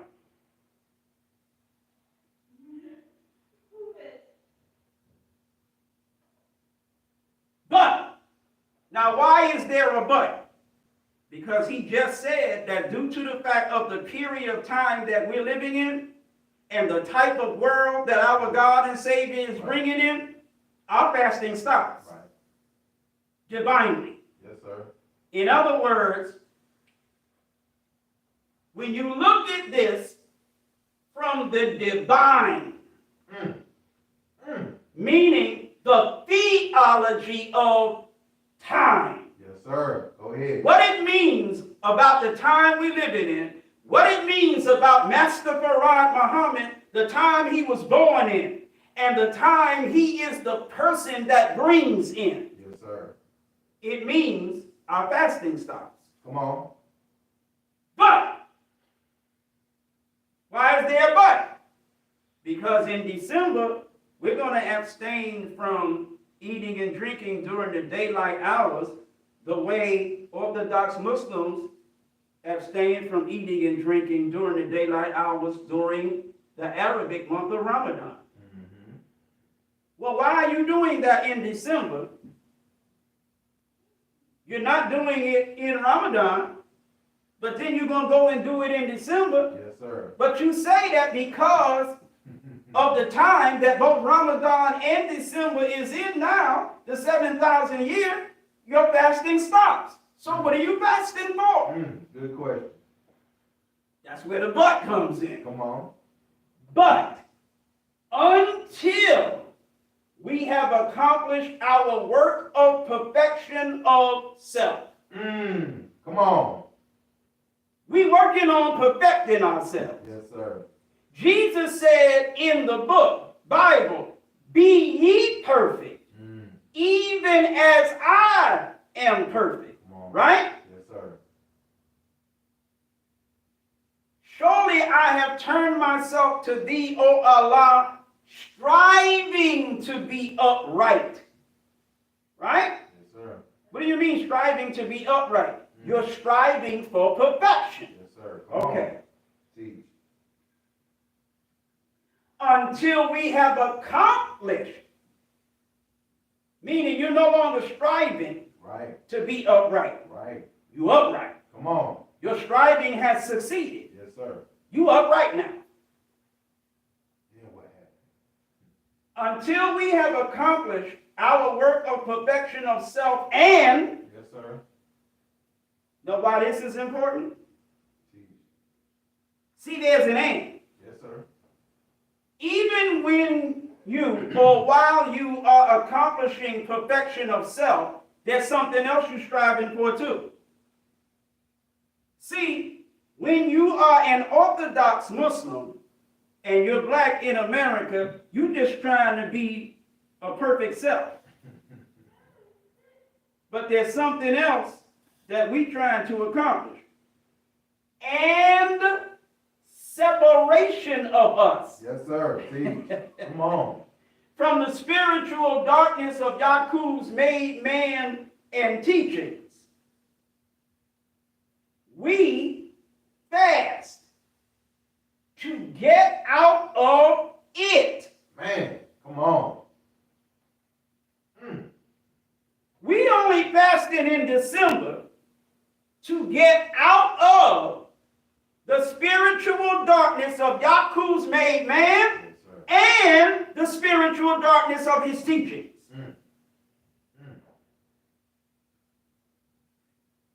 Why don't we do that in Ramadan? Let's keep reading. Good question. And take a month, not Ramadan though. We take a month that we used to worship as being the month in which the birth of Jesus came about. Come on. Why? Because the belief in the celebration of Christmas is a form of spiritual darkness. Yes, sir. That is part of Yaku's made man's teaching that Jesus was born on the 25th of December. That's what they say. So in order to perfect ourselves and separate ourselves from that spiritual darkness, of that teaching, of those teachers, we fast. Yes, sir. Come on. Everybody all right? Yes, sir. All praise is due to Allah for the most honorable Elijah Muhammad. In this period of 6,000 years of spiritual darkness, we have become lovers of our enemies.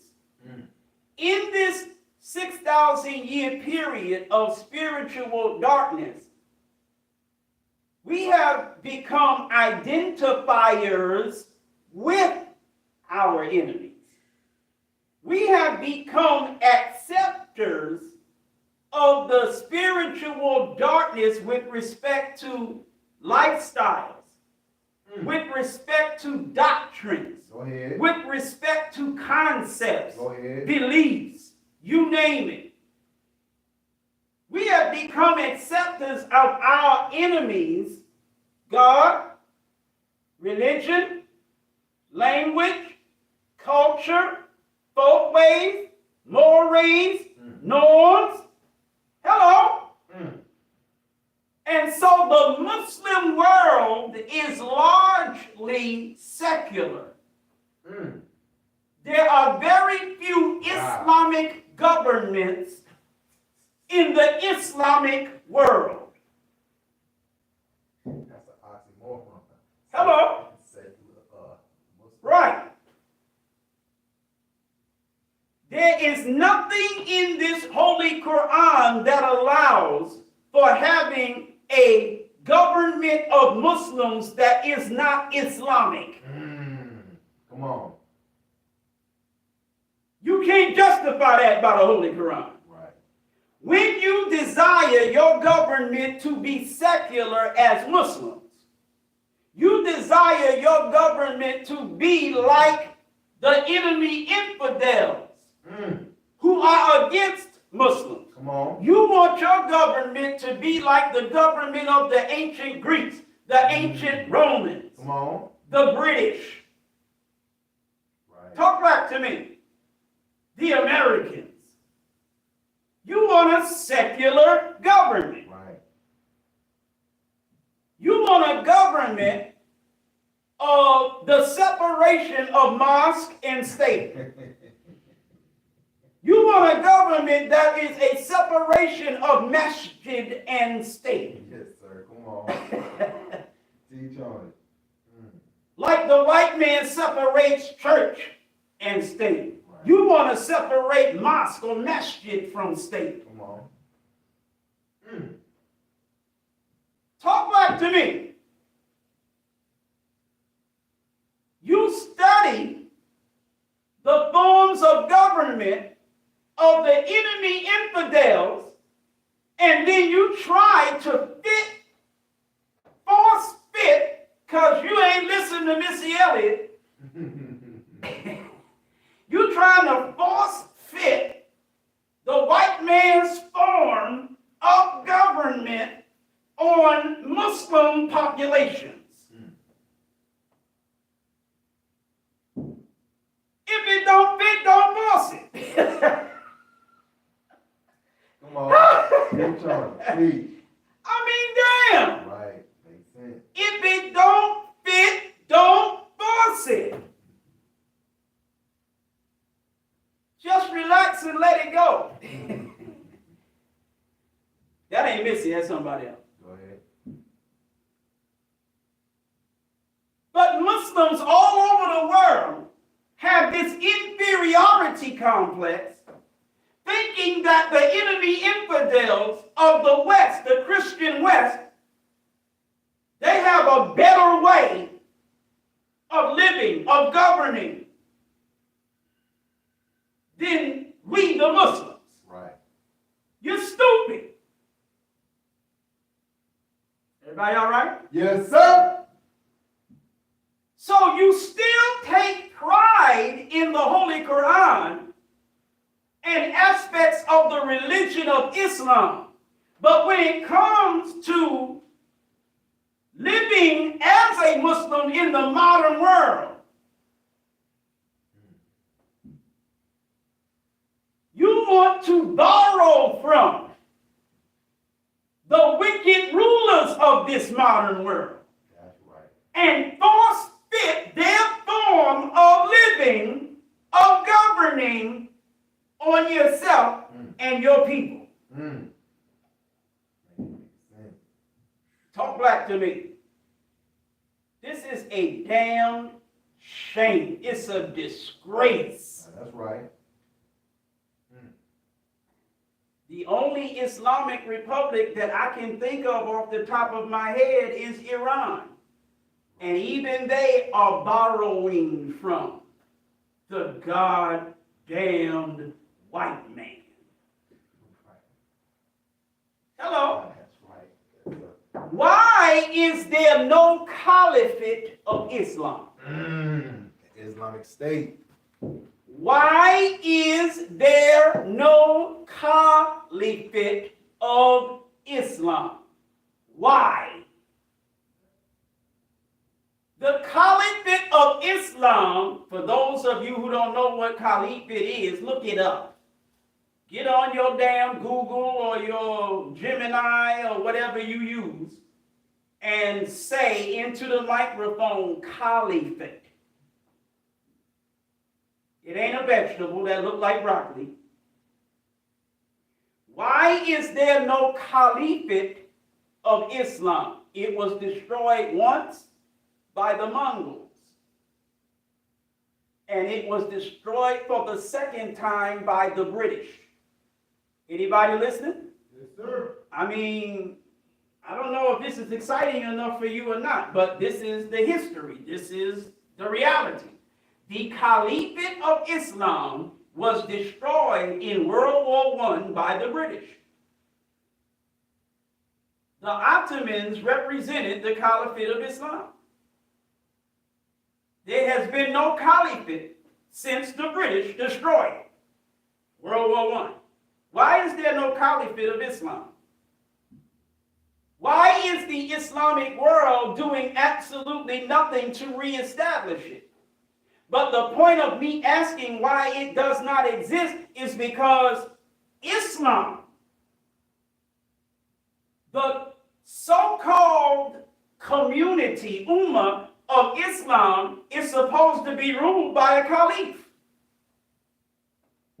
Not a bunch of damn presidents and prime ministers and this is and that's and the other damn things. That ain't what's supposed to be ruling Muslims. Muslims are supposed to be ruled by a caliphate, a caliph of Islam.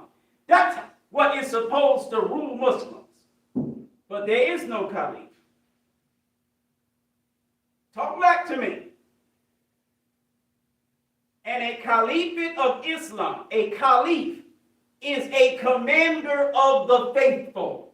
Who are the faithful? The Muslims. And if you are the commander of the faithful, what are you? Are you secular? Hell no, you're religious. Y'all all right?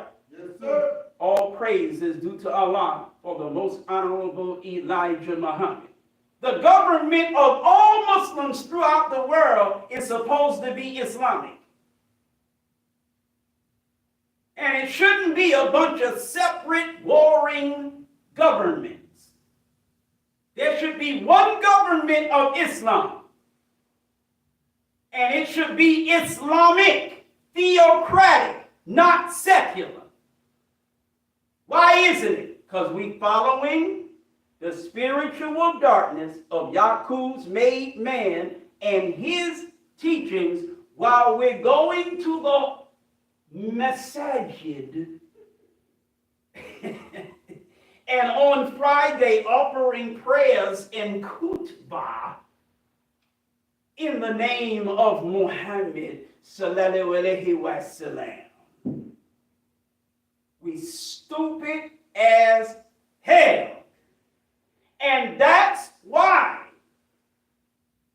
in the last days, the resurrection day, one who is called the Great Mahdi or Mahdiah, who is also referred to as the restorer of the kingdom of Islam.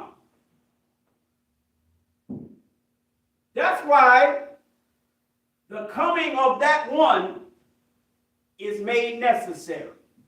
Y'all listen. Yes, sir.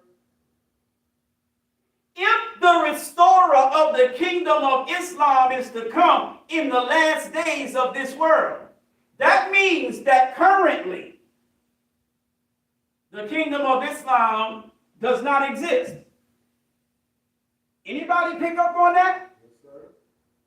The kingdom of Islam is something that did exist at one time in the history of Islam. I'm talking about after the coming of Prophet Muhammad. There was the establishment of a kingdom of Islam. One of the greatest kingdoms in world history. The religion of Islam teaches that there will be the coming of a restorer of that kingdom. Why does that kingdom have to be restored?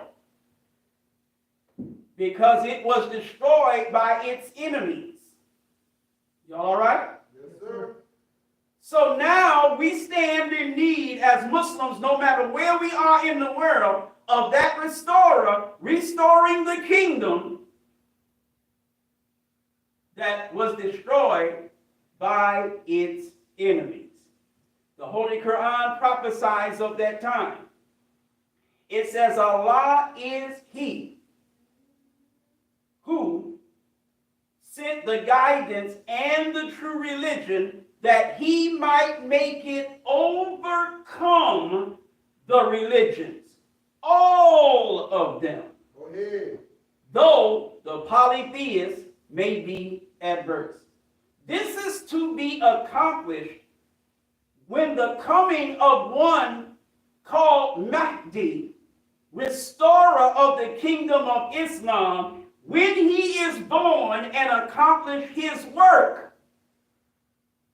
Islam, the guidance and the true religion of Islam will overcome all the religions of the world, no matter how much they try to oppose it. Are you listening to me? Islam will overcome Christianity. Islam will overcome Hinduism. Islam will overcome Buddhism. Islam will overcome Judaism. Islam will overcome all the religions. Come on. No matter how much the believers and practitioners of those religions are averse to it. The restorer of the kingdom of Islam, the great Mahdi, will accomplish it. Y'all all right? Yes, sir. The word Mahdi means guide. Most perfect guide. One who is self-independent, is not led by others, but is the leader of others. Are you listening to me? He is the absolutely self-guided one. And when he comes with a guidance along with this true religion. And the two, his guidance and this religion, will overcome all the religions. And the kingdom of Islam will be restored. That will be a period of great light. It represents the daybreak of the utmost truth. And we, who are the disciples of that Mahdi, are the children of light, and therefore our fasting in Ramadan ceases. But we will fast in December until we accomplish the work of perfection of self and the separation of us from the spiritual darkness of Yaqub's made man and teachings. The Arabic fasting in Ramadan represents a sign of the 6,000 years of spiritual darkness characterized by the worship of Valentine's Day, which is a holiday that comes from a murder. Wow. And cannibalization of the victim. Wow. Anybody listening to me? Come on, teach. An illicit, I believe it was illicit, but I may be wrong about it being illicit. An illicit relationship between a man and a woman, and the man being murdered, his chest being cut open, his heart ripped from his chest and eaten, his bloody heart eaten, with the coagulated blood that looks like chocolate. Wow. So you eat heart-shaped chocolates. Right. Wow. In celebration of Valentine's Day, not realizing that it symbolizes the coagulated blood of a heart pulled out of the chest of a murdered victim of a man having a love affair with a woman. Yes, sir. It turned brown when it get over. It turned brown when it get like that. Yes, sir. Everybody all right? Yes, sir. That's part of the spiritual darkness of Yaqub's made man and part of the spiritual darkness of his teaching. Valentine's Day, Easter, Christmas, Halloween, Yes, sir. and the list goes on. All of this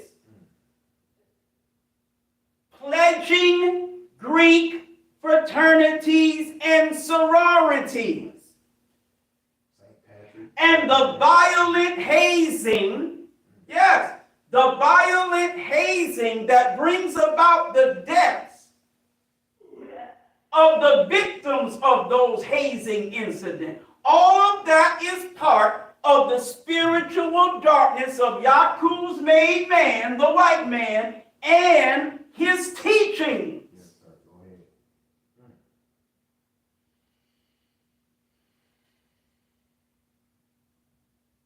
And we, 41.5 million of us, even at the apex of the power of the Nation of Islam, the overwhelming majority of us, I mean the super overwhelming majority of us, did not accept to become members of the Nation of Islam. They remained in Easter. They stayed in Christmas. They stayed in Black Greekism. You know, the black version of Greek fraternities and sororities. They stayed in it. They stayed in Valentine's Day. They stayed in St. Patrick's Day. They stayed in every way of the enemies who kidnapped them, brought them to America. They stayed in their names, stayed in their religion, stayed worshiping their God, stayed in their culture. When you pledge a Greek fraternity or sorority, that's white culture. Yes, sir. That's right. The Greeks got their letters from the Phoenicians. The Phoenicians got their letters from the Egyptians. These are Europeans who got their letters from Asians, who got their letters from Africans. But instead of you establishing African letter, Egyptian letter, fraternities and sororities, you join Greek letter, fraternities and sororities. You don't establish a modern Egyptian mysteries system. Come on. You join Masonic lodges and shrines. Yes, sir. That's what we do. The Masonic lodge and the Masonic shrine are the white man's versions of the ancient Egyptian mystery system. Come on. Teach. Make it plain. Here in ancient Africa, you had lodges. Hello? You had lodges where there was a secret society, the members of those lodges, and that's why the system of wisdom they studied was called mysteries system. Yes, sir.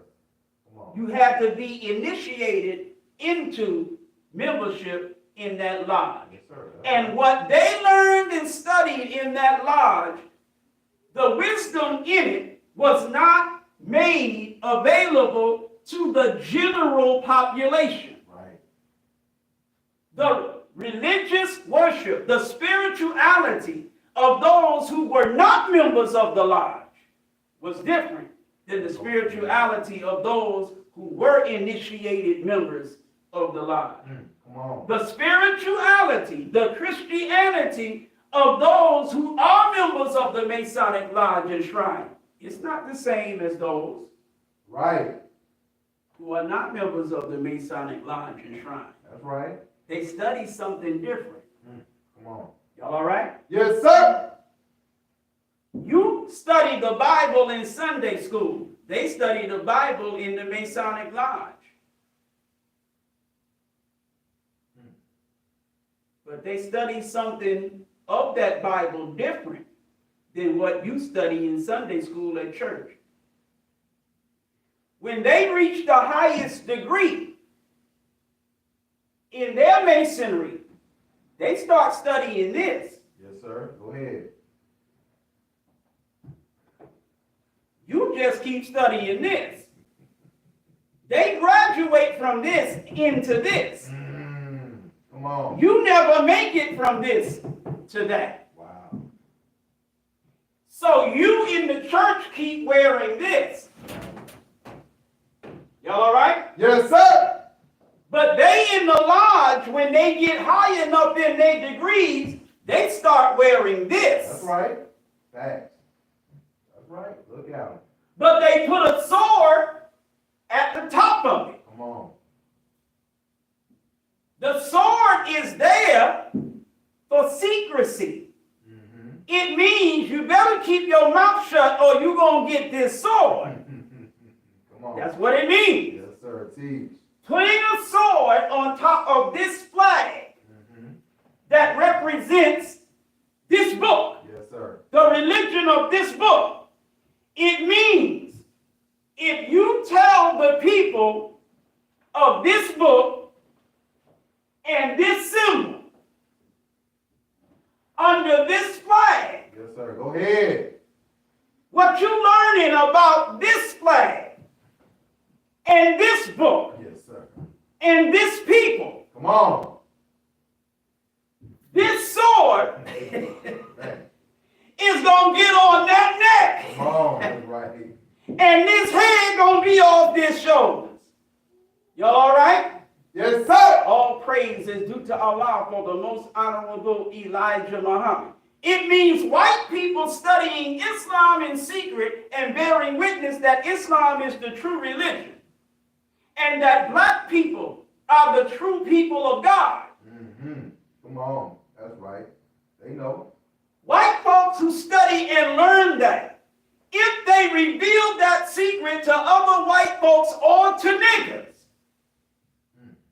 it's a death sentence. It's a capital offense. Y'all all right? Yes, sir. All praise is due to Allah for the most honorable Elijah Muhammad. Mm. So our fasting as I close, during the month of December, is designed to separate us from the spiritual darkness of Yaakov's made man and teachers. As long as blacks are still being Greeks, excuse me, Yes, sir. as long as blacks are still in the church, still in the fraternity, still in the sorority, still in the lodge, still in the shrine, still in the Johnson, Umar, still in the Jackson, Jesse and Curtis, And Michael. and Michael, forgot Mike, And Jermaine. and Jermaine, Janet. Yes, sir. Janet. As long as we are still in Jackson and Johnson and Smith, what's my man name? The sports guy, something Smith. What's his name? Which one? Something A. Smith, the guy that does the sports. Stephen Oh. What's his name? A. Stephen A. Yes, Stephen. As long as we're in the Smith, Stephen A. As long as we're still in the Jackson, Janet, Curtis, Jesse. As long as we're still in the Johnson, Umar, Abdullah. As long as we're still in the white man's names, worshiping the white man's God, the white man's religion, celebrating the white man's holidays, participating in the white man's garbage, which is the spiritual darkness of the white man's world, his culture. As long as we are still in those things, instead of separated from those things, we fast in the month that we used to worship as the birth month of the prophet Jesus, in whose name we were convinced to accept all that other garbage that I just named. Are you listening to me? We accepted the white man's names because he called them Christian names. We joined the white man's fraternal orders, whether masonry or fraternities, or Greek fraternities and sorority, because that was part of the white man's culture. Talk black to me. Thank you. Yes, sir. It's Ramadan. You know I got to drink. Yes, sir.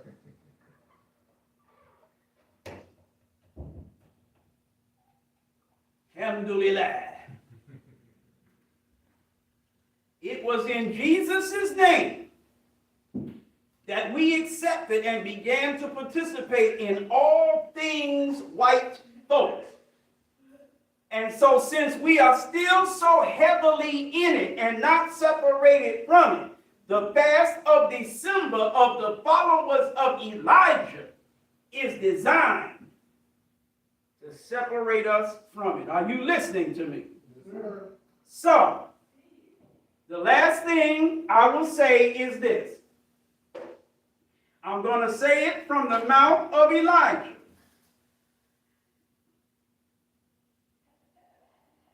Page 55.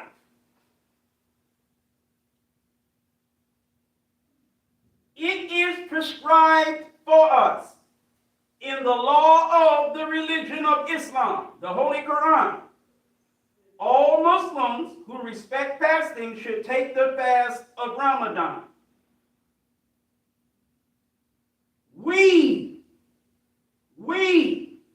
Now he's talking about his followers. We are not taking the month of Ramadan. Followers of Farrakhan. We are not taking the month of Ramadan. Followers of another prophet who told you to follow the Quran. Anybody listening to what I'm saying? Yes, sir. You ask the followers of another prophet. Do y'all fast in Ramadan? Yes, he told us to follow the great Quran. I'm not disrespecting you. Word is bond and Master Farah Muhammad. I'm just trying to educate you.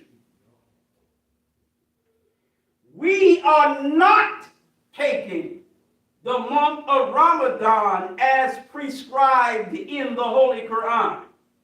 We take the Christians' month, December, the 12th month, instead, not in addition, instead of the 9th month. This month I prescribe for you to fast the 12th month of the Christian year for the purpose of getting you away from the false teaching of Jesus' birth on the 25th of December. The Arabic fasting in Ramadan. Thank you for listening. Assalamu alaikum. Wa alaikum salam, sir. All praise is due to Allah for the most honorable Elijah Muhammad.